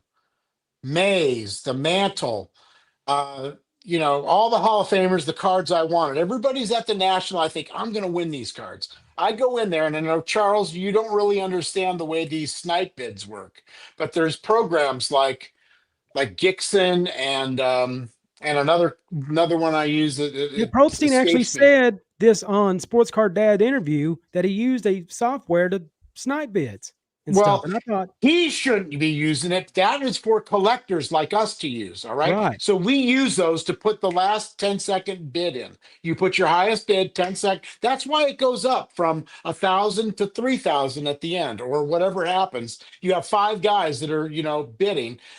But my point is this Willie Mays card that I showed you here, right? There was a comp, a PSA 5 for $47.50 in 2022. There was a comp for $4,050 in 2023. So that went down $700. So now I'm putting my snipe bid in, and my highest bid in on that day, on July 15th, I see it was like $58.50 was my highest bid. Now, why should I have to bid $58.50? Now, keep in mind, there's a PSA 5 for a buy it now for 7,000. Okay. So I could click in and buy that for 7,000 anytime. And I know the guy, and I know he wanted $6,000 for it, but I wasn't going to pay that even off of eBay. So I put this number in. This is just on this particular one card. Keep in mind, there's 10 other cards. Ernie Banks, Harvey Killebrew, all these cards haven't been up for years. You see these once a year, if that. So now it's the shit hits the fan. It goes on. This particular card went for $58.90. Okay. And I'm second place bidder. I go and I look at all the other bids that I placed. Every other card except for one, I lost. I was the second place bidder. You go and look at the guy who won, he had 47 feedback. Okay? So now, that 47, keep in mind that 47 feedback, he won everything except for this. I won this one for 3,200, the Mickey Mantle. This was the prize, but I also got, ripped off on this one. And I knew So about Probstein. explain to me real quick, just basically exactly he was just outbidding you up, or what exactly was? I got outbid at the end for 5,800 on this card. Okay. Now, 2 weeks later, so I get the mantle, I win the mantle. 2 weeks later, every one of these fucking cards come up for auction again, including this one. So now I know that this shit is show bid. And I've known for years that Probstein is a show bidder. But as a collector, I'm a fucking idiot. Here it is. They always say cards trump all. I wanted the goddamn cards. It's simple as that. I blame myself mostly. So the next auction comes up. This goes off. I put my same bid in there. And would you believe that guy with the 47 feedback? You would think after he reneged on all those fucking cards, Probstein would cut him off, right? He's right in there bidding again. So All day, every day. This is what Shilstein does. This is the fucking Shilstein guy. That's how he got his name Shilstein, by me, because I love nicknames. So I win the card for $5,000. Sunny Bunny Rant. The third bid is 3,500. So I got fucked for $1,500 on this card, right? Now, that other card, that PSA 5 that was 7,000, in 3 days, that card was sold for $6,000. That was up for a fucking year on eBay. And so what happened is that increased the price of these home run derby cards immensely. So as they were trending down, all of a sudden, Probstein caused this card and all these cards to go up. And then after that, this guy, the guy that bought the card for $6,000, before he got the fucking card, the guy is called Sports and Comics or something. He loves doing that. Shows a picture of the card with his kitchen table. I don't know what kind of background he has, but before he even has the card, he puts it up for $8,000. And finally, after the next sale goes up and this card goes up, he sells it a year later for $7,000. So it increased the price of this Mickey Mantle card for a PSA from what should have been like a $4,000 card to $7,000. And these cards have never seen bottom since. I sold a PSA 2 or a PSA 2 sold for $4,000 on the next sale. So this is the way that this fucking asshole has had his stupid yarmulke in the hobby. And what pisses me off is this motherfucker wears that yarmulke. And I'm Jewish. My mother was Jewish. I'm Jewish too. And you're Jewish. So I mean, the only time I ever wore a yarmulke was at my grandparents' and my mother's funeral. Okay, so I take it responsibly. Not at Passover. That motherfucker goes out. That guy goes everywhere he goes. He wears that fucking yarmulke, and Why he's do you a think? goddamn he's How a come? goddamn Why? disgrace to the How Jew. come? Why? Because he steals all day and prays all fucking night. That's why. So it's you think no it's a different than a PR born again move? Christian. You think That's that he wears it to look like a Yes. honorable person? Absolutely. And I'm sure he prays, and I'm sure he eats kosher, and he's whatever the hell, he's Hasidic or whatever the fuck. But my dealings with that guy have been nothing but shady. $925 million. $925 million over 21 years. Well, You don't and again, do stuff I like told that you and there not was be safe. I told people on Net 54 7-8 years ago that this hobby was $1 billion fraud, and they fucking laughed me off the fucking network. I had to come out, and now you can see that just this one guy is a fucking $1 billion. If you don't think this is multi fucking billions, you're out of your mind. And that's the reason that I'm here on Sports Cards, Professor Sports Cards. That's Hey the now. reason I'm on eBay. Do I love the hobby? Hell yeah. I love the cards. But again, I want people need to know that this shit is happening.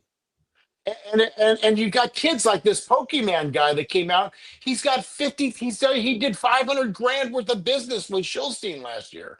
And then he goes on to, then the Shilstein guy, he goes and makes his own site. What did you Whoops. expect to happen? You knew he was going to shill that shit up. I didn't think it would come out that he would fail that miserably, but he is just a stupid idiot. He's an arrogant fuck, and he should go straight to fucking hell. He went on Sports Card Dad at least 4 or 5 times and just I flat out know. told everybody Oh, what did the he? hell Well, you gonna do. Dustin, you have to remember, Dustin doesn't know shit. Okay, Yeah. he came out. I love the guy, Truth. but I can't watch his shit anymore. And I didn't even see Shilstein call himself Shilstein, which I thought was pretty funny Yeah, it because was. Yeah, it you know was. it was a compliment that he at least has seen me. But Dustin, bless his heart, he just wants to be like Jeff Wilson. He really he takes sponsorships and he does a lot of shady shit. He hasn't gotten to bed with too many bad people, but he doesn't know any different. And I think you want to Dustin talk wants to be about Mr. Beast instead of Jeff and then you Wilson, want to talk to be about honest with Beckett for a moment. Let's just take a look at these hobby friends and the blockchain that goes across with these assholes. Okay, so you have Beckett comes out and just flip. He's not a show bidder, so let's just get that Oh, I straight. don't know. He Come was on. you. He's a talking way defensive open. still bitter, I'm He's not Patty. gonna bidding on his blame own him. cards. He's It not a sounds like fucking he's okay show with bidder. bidding on his own cards. Something like that you're talking about is just like a little speck, you know. He was too open with it. Well, the way he was talking to P. Ryan, okay, was just offensive because they're talking like it's a good old boy network. How do 'Cause you it even is. know that fucking loser? Because P. Ryan's got more money than God. I give $500 to charity. I pay the fucking money. He gives $50,000. So that's his economic level compared to mine. He doesn't pay his $50,000. I give my time to charity. That's my economic level. That's better than nothing because everybody's got to start somewhere. But again, I just find that blockchain from and Beckett is trying to like sell his story. My friend Mastro was the fucking beginning of this shit. My friend Shilstein, he's again another fucking asshole. My friend Patrick. If you think that's the first time that guy shilled that I think shit, he said his and friend was Mastro. because this is what the hobby does. They use these fourth party companies to to shill their shit up. They have them shill their shit up. This is the way it's been working. They let people either bid their own stuff or they have their employees do it. Mastro And had the it's FBI knock on his door and served 20 months in Club Fed. That's how bad he Mastro. only pleaded. You know what the thing is he had so many fucking charges on him. He only pleaded to show bidding, which was the easiest out for him. So He was him and facing the 5 other years. guys, and so whether that was the worst thing that he did, no, probably not. But to catch somebody in a show bid scheme these days, it's not going to happen. He apparently cut a And- T206 card and sold it to Wayne Gretzky, and then it got resold for $2.8 million. Yeah, but you know what? But the owner of that card, he doesn't care. That's part of the charm of the company. And that was PSA's first card. It was sold on a as a PSA 8. It's a trimmed card. So it doesn't say trimmed. It's authentic not altered. It doesn't say authentic. And here you go. And this was the beginning of PSA. And Bruce McNall shortly after that found himself in jail because he was a fucking scammer too. So all these guys are just into it. And then you get this P. Ryan, and he leads to Jeff Wilson. And who does Beckett go on with? Jeff fucking Wilson. I mean, these guys are just fucking idiots from the word go. And I'm just so sick of these guys. You can't even believe it, how they are fucking up the hobby. Amen. Other than that, I love the cards. I love the hobby. I'm not going to allow myself to get show Same. bid anymore. Good. But I know it's part of the deal. We all know it's part of it's not going to stop. It's going to continue. And all this price manipulation, you have all these companies like Card Ladder, VCP, and Bowel Movement Movers that are basically it's just fake data. And we all have okay, to so not to pivot, but Dan's on a mission right now. Dan's Vintage Baseball. He get was him here in last there. night. So he mentioned, he really wanted to show this, and that in this statement, it says, I'm sure you'll have a good answer, Alex. If you're able Okay. donating, help fund out our research infrastructure, blah, blah, blah. So what would you answer back to Dan? Because you seem to yeah, go ahead. You seem to be transparent. Yeah, of course. 100% transparent from day one. We have never taken a single donation at Collectors MD. If we did, you would know it. This was on the website for the first couple months before we filed as an LLC. We were exploring going in multiple directions, whether it be nonprofit or the LLC route. And so, it was just to. Are you comfortable sharing why you went LLC? I'm not no judge. There's reasons why you pick one or the other. Are you comfortable sharing why you'd end up going that way versus the other way? Yeah, I could definitely expand on that. But I just really want to quickly finish my thought on. Yeah, sorry about that. Go ahead. Yeah. So Dan was he was just on a mission, like you said, claiming that we had a donation button of some sort, or maybe like a Patreon or something of that nature. And that never existed. And he said it was on the site for at least a year. Our website didn't launch until March of this year. So, people look, at the end of the day, people want to throw shade. They want to prove themselves right. They want to. Well, the other, it's a shady business. People are doing shady stuff. So you really have to work hard to make sure you stay a good name. Yeah. So real quick on the LLC topic. So we structured Collectors MD as an LLC because it reflects the reality of what this is becoming. It's not just a passion project or an awareness movement where it's a part-time gig of some sort. We're building a sustainable organization built to operate, partner, protect people, and grow responsibly. And so going LLC gives us that sense of legitimacy and infrastructure. It allows us to form formal partnerships with treatment centers and coalitions and platforms and brands. And it allows us to do a lot of other things. We can develop programs, we can license educational content, we can secure funding if needed, and create long-term support systems without being limited by informal structure, right? And it also protects the mission legally and operationally. So this work isn't dependent on just one person or treated like a side project.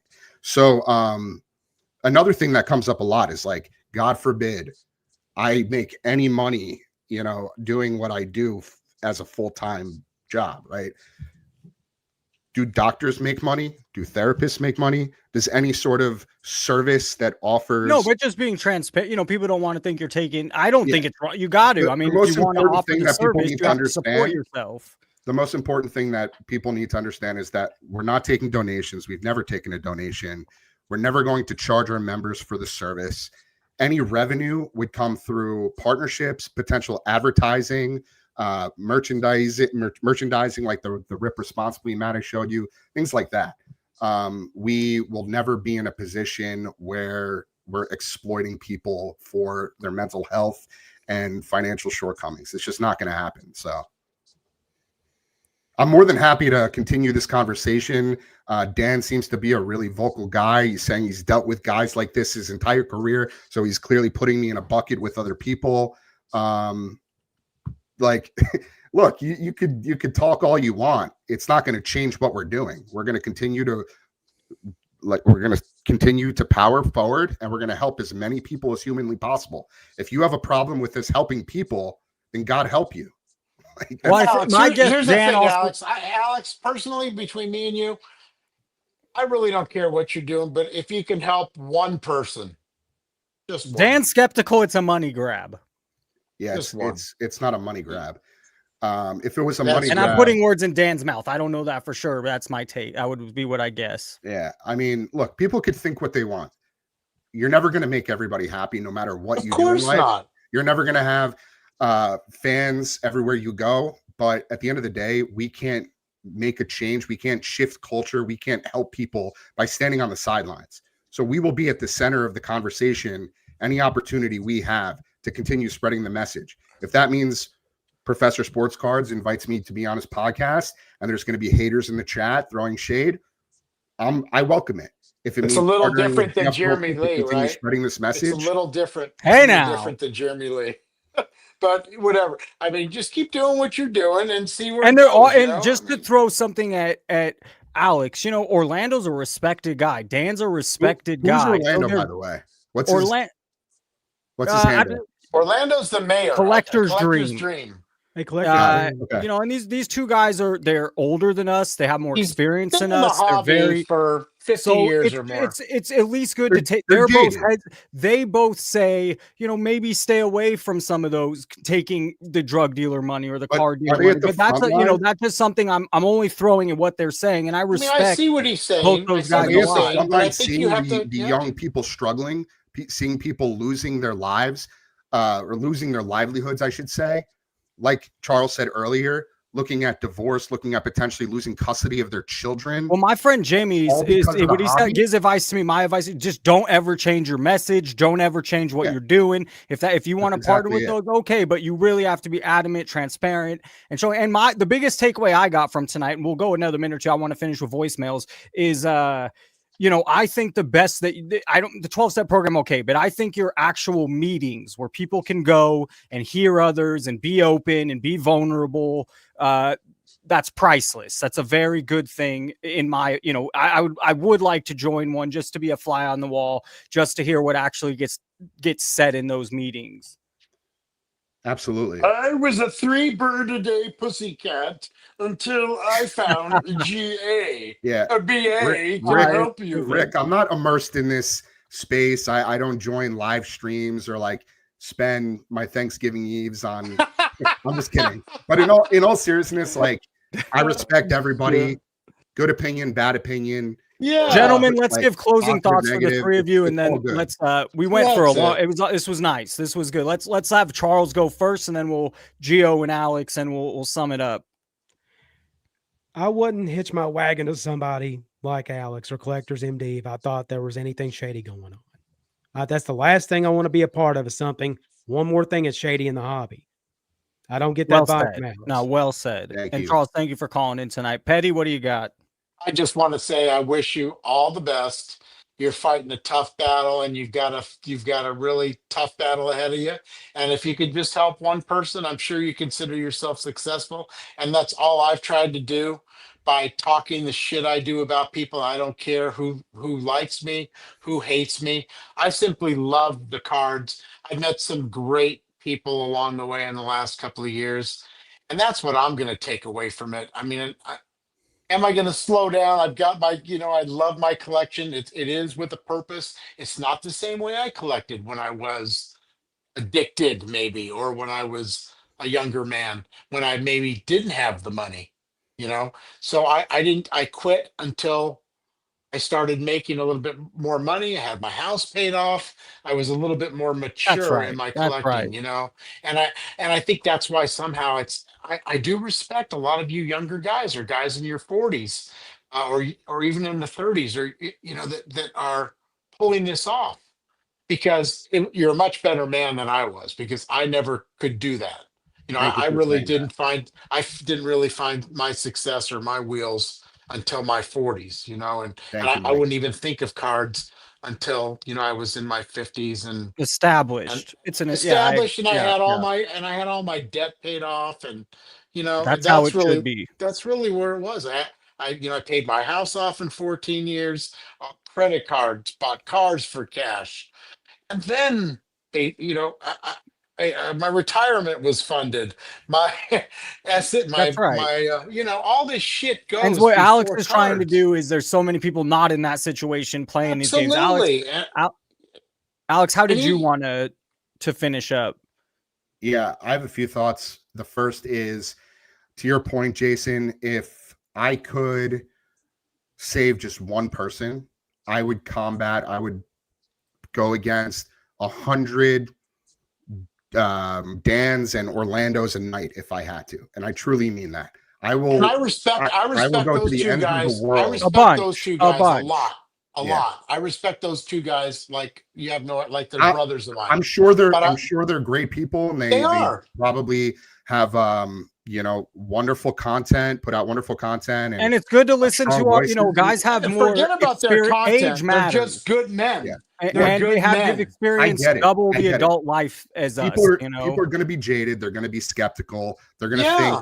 think we live in a society. We live in a world now where any and everything needs to be sort of put through a filter or a strainer, if you will, because there's so much like malicious intent and bad actors that are going around. So we have to be careful. Well, I We hate have to- every new company that comes out. I hate them. Yeah. I mean, So I this must hobby in tell you. particular, especially if a new voice or a new brand comes into the fold and starts making noise and partnering with the Jeff Wilsons of the world, there's going to be some version of an upheaval or people just Pushback. expressing their Well, frustration. Yeah. but you have So, no In the choice. long run, you'll prove it It's wrong. right. It's all good. Like it comes with the territory, and I totally get and respect that. And so you just continue doing to what people makes you like- happy. to And what, people like Dan and Oh, how Orlando beautiful. and Cartel and all of these naysayers that just are throwing shade, I love it. Keep bringing it.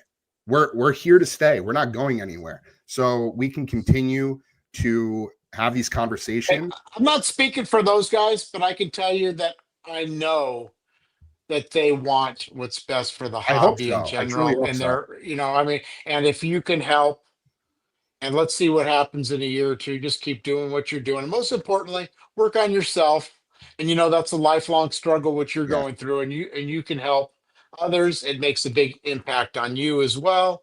And you need to make a living as Who's well. all? I've always said that profit is not a dirty word.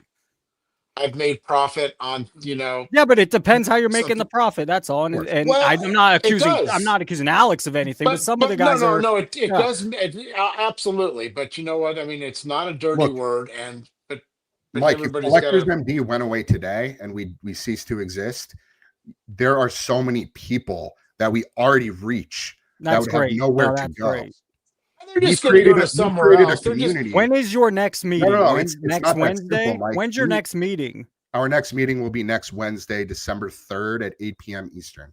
All right. Well, oh shit! And I go live we at actually 5. we actually have 2 meetings now. We partnered with a coalition in Colorado called PGCC, the Problem Gambling Coalition of Colorado. They've rolled out the first official franchised version of Collectors MD called It's called Unbox, powered by Collectors MD. They've been hosting those meetings now for almost 2 months. They're every Thursday at 7 p.m. Eastern, and they're just as effective. I joined them myself, and So the only way your business can really, the reason you are partnering with some of these companies, because still you're not taking in any money from the people calling in or doing the program, so you have to support the business somehow. Right. We're partnering with state coalitions. We're offering consulting and advising to these organizations that really only know traditional gambling and Uncle don't understand Darnell. all of the nuances within the hobby and how there's so many gambling like mechanics and overlap. And so, we're basically franchising Collectors MD, offering the branding, the IP, but more importantly, the curriculum, the modules, the recovery guide, the entire program, so that more people, because I'm one person, I can't reach everybody. There are hundreds of thousands of people struggling. Last question. We're going 2 hours here. Our meeting, and Phil, we can do this again. I have no problem. Our meeting's over Zoom. Yeah. So we're going to shift from Google Hangout to Zoom. But the unbox meetings are already on Zoom. So yes, the answer to that is yes. Gentlemen, dude, thank you guys for calling in. I think we should have done this show. Can I say one last thing real quick? Yeah, we could do it again. I just want to end on one note real quick, Jason, if you don't mind. As long as it's somewhat short. It's short. It's short. So if there's one thing to take away from this conversation, it's that the hobby isn't broken, but the way we've been taught to engage with it is, right? So we can love collecting and still question the systems that profit from our impulse. We can enjoy ripping and still recognize when the chase starts to replace intention, and we can care deeply about this space while asking it to evolve. And that's what Collectors MD is about. We're not here to shame. We're not here to blame. No, I think you got that message across throughout the whole night. Yeah, Alex, Petty, Charles, have a great Thanksgiving. Thank you for calling in, and I hope to stay in touch with all three of you. Love you, boys. Thanks, Alex, Jason. good luck. Appreciate it. Stop doing what isn't working.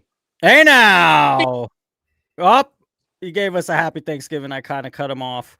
Hey, it was a good conversation. I want to end with voicemails. Wish you all happy Thanksgiving. That was awesome. That was a lot of insight. We had on a Wednesday before Thanksgiving. I think the peak was 133 in here. So I like the slow growth. It's very healthy. It's very good. Kenny Effin is joining us late. Oh my goodness. Kenny Effin, I was going to play a little bit of your voicemail. Keep it a little PG here, brother. I'm going to add Kenny Effin, but Kenny Effin, we're doing 2 hours. I'm hungry. Haven't ate all day. Kenny Effin with no image. Kenny Effin, how we doing? Oh, no audio either. Kenny Effin? All right, well, let's listen to his voicemail then. Maybe we can get it to work. But I have a voicemail from him that, here we go. If you're good people, I love you. I'm anti-asshole. I'm tired of this bullshit and this regime destroying the hobby, screwing people over, and I'm tired of it. It's time to take them down. If you want to speak, I'm not speaking violence. I'm speaking, we take them down. Do not bid on any other auctions. Do not bid on any other sites. Everyone stop this shit. Everyone wipe it out. If you do not bid, if you do not sign an account into them, they will go out of business. That's how we take them down and expose them, okay? Thank you, everybody. Everyone take care. Happy Thanksgiving. I don't give a shit about Thanksgiving, but love to everybody. Peace. Frank, I hope you and your family's doing well, brother. Prof, take care. Peace. Kenny Effin's winning the Aaron Judge. Let's be honest. That's his. I agree with you, Mommy. I would not disagree. It was heavy. It's too heavy. The last month or 3 weeks have been too damn heavy. But, you know, I'm doing normally I like it 20-30 minutes. Alex was nice enough to call in, then we got Petty, then we got Charles. So it did go a little bit longer. I didn't get to a lot of the stuff I wanted to tonight. So maybe that'll be for next week. But I had all these, and I had the Griffey watch, by the way, $4,000 was the last sale yet. There's an eBay that ends in 31 minutes. It's selling for $5,500. We haven't seen one Griffey break 5,000 in the last 2 years. So odd, weird. We'll see if this actually gets paid. There's others that are at 3,300 with more days left. But on Card Ladder, the most recent sale was 4,000 and the highest at peak was 4,700.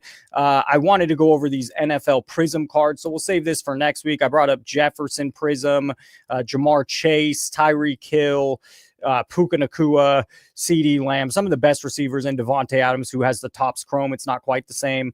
How can I support the mission? I wanted to show these Topps Chrome prices are ridiculous. $500 for a hobby box has one auto. You're looking at over $1,000. If I could find it for what is this? A jumbo box, which has 3 autos, over $1,000. I mean, that's just something we didn't talk about enough tonight. Is the prices are insane, ridiculous. It can sure cost you some money. We'll end here. I recommended Tuesdays with Maury in a past live. I think it's just a great book, especially for this audience. If you've never read it, it's a true story. A sports journalist, his dying professor. And then if you have kids, Bud Not Buddy, this is a pack. It's three books. Bud Not Buddy, the one in the middle is the book I like. The more popular, famous books, The Watsons Go to Birmingham. If you have kids, I highly recommend Bud Not Buddy, even if you don't. It's a great book. All right, gentlemen, have a great Thanksgiving. It was a bunch of fun tonight. Really good conversation. Thank you to our callers. And really, thank you. I mean, it's when I made this list, and I'm sure I left some people off. I mean, it's incredible that the list is this big in just a couple months with Chris Sewell, baseball collector, investor, dealer, baseball collector. Yeah, investor dealer. Dan's Vintage Baseball had some great questions tonight. Hard asking questions like the lawyer is. Dan, the card man, Neo, sports card dad, Geo, Jeremy Lee, Trike. I mean, the list goes on. Incredible that in the past couple months we've had all these callers from content creators, just viewers or people that want their voice heard. Do we want to? I mean, there's still 100 people here. Maybe we do one more voicemail, and then we'll save the rest for next week. But I do have a couple more. Let's play. Philippe, I think, called in twice, so let's get one of his in. Hey, what's going on, Professor Sports Cards? This is Big Felipe. I'm from Northern California. And where I'm from, we use the term game recognized game. And I'm kind of pissed off right now because you ain't getting your just due. Hey Man, you are now. the hey now. You started that craze and you taught me so much. I just want to say thank you. Hell yeah. Thanksgiving week. And I just love everybody in the chat from Orlando to Petty, everybody on the Ziggy Martin, man. I'm just full of knowledge now, man. Watch out, world. Here we come. Great call, good energy. Appreciate the good vibes. I hope you have a good Thanksgiving. Everyone else is here. I think this is the same guy. It might be a different guy. I'm gonna listen to it again. Another one, his second one. Hey, Prof, this is Felipe Hernandez from Northern California, and game recognized game. And I just got a quick little question. Have you heard of John English Vintage Cards and Vintage Sports Cards? John English Vintage Sport Cards is the original video. You got to check it out. It's about PSA. They're cracking the subs, regrading them just to see what they do. And some of them drop 4 grades. So talk about ripoff. So if you got an 8 back in 83, then now you're getting a 4 in 2026. Ridiculous. All right, man. Hey, I love the channel. I'm really just having a great time. Knowledge is king. I'm out. Bro, Kenny Effin, you have some competition. This dude can leave a voicemail. That's energy. That's good energy. Positive energy. He's giving a shout out to John English Vintage Sports Cards. I'll have to take a look at that another time. Let's end here. I mean, we're still 100 deep. Why quit? Is this when he made the apology? Someone said he made an apology. I don't know if it's an actual apology. I want to hear what Dustin actually had to say. They're going back to eBay like it never happened. It's I feel, to be honest, I feel like I'm in the Twilight Zone. I really do. I feel like over the last month. And Petty, it sucks because Dustin is I do think Dustin's a good dude. I've had conversations with Dustin. He just doesn't get the landscape, or he just doesn't give a shit. And this is a worry that I have with some of the Arena Club or other sponsors and again, people that sponsored FTX, they're living again a few years later. It hurt them for a moment. They're still moving on. So it's not going to kill people's career. But when sometimes a platform or now a sponsor fails, yeah, man, you were the one throwing it out there. You're the one. They take your sponsorship for a reason. It's good marketing for them. It's a good way to get out their name. Anyways, I'm curious if he mentions it. Someone said an apology video. Who the hell knows? I can't listen to too much, but let's finish here. So much crazy, a lot of it stupid type stuff going on in this card hobby. And actually, it makes a lot more sense why I truly believe this. I know a lot of people don't understand this, but I think that 90% of hobbyists don't pay attention to anything on YouTube or Instagram or social media. I mean, why would you say we don't? I think you're discounting the audience, and 90% is very high. People are buying on social media, selling on social media. So social media or the internet is embedded in sports cards. Now, whether you're watching YouTube content, that's another thing. There's some people that are just Instagram people. There's some people that are more YouTube people. There's some people that are just on Facebook groups. There's some people just on Discord, but in some way or another, there's influences out there. Social media, probably for good reason, because it's a gigantic clown show, including 90% is not accurate. I don't buy 90% at times, and I think that this, including himself at times, got it. Whole experience has taught me that. But first, I want to back up a little bit, and I talked about this in my video from earlier today. Essentially, what I was looking for here, I had asked Rick to be a part of my 20 minutes with, where I've got Jeff Wilson, I've got Rob Veras, I've got whoopsie Ty can give us insights into tonight. We can mix this into kind of what we're doing here, and he can talk about this new platform thing. And it'd be one thing if the site failed because there wasn't enough exposure, not enough eyeballs on it. There was too much competition between eBay and Fenway. Is just the website itself. That's the part that completely baffles me. That's the part of the Twilight Zone I feel like I'm in. I was just naive, I think, to just yes. And it's not just the naive shows in other spaces in the hobby knowledge or hobby content. Yes, I think that nails it. It's naive. We'll end there. Thank you for being here Tuesday, Wednesday. It was a great show. The lives are getting over 1,000 views each afterwards. So we're growing. There's almost over always 100 people in here at this point. We're growing. Thank you for being a part of it. Kenny Effin, didn't work out when you called. I'm sorry. The mommy, it was heavy stuff tonight. Collector MD, thank you again for giving us a call, giving us your time. Petty, we didn't expect him to call in tonight, and you know he likes it scheduled. I hope you all have a great time tomorrow. I hope you all are able to relax. I'm going to watch a lot of football. I'm going to eat a lot of food, and I'll probably pay for it on Friday. Expect a video from me Friday morning. I'm also going to take my time tomorrow to edit a well done. I don't even know the topic yet, but a well done video Friday. And yep, again, have a great Thanksgiving to you and your family. Have a good night. Oh, and big shout out to Rhonda.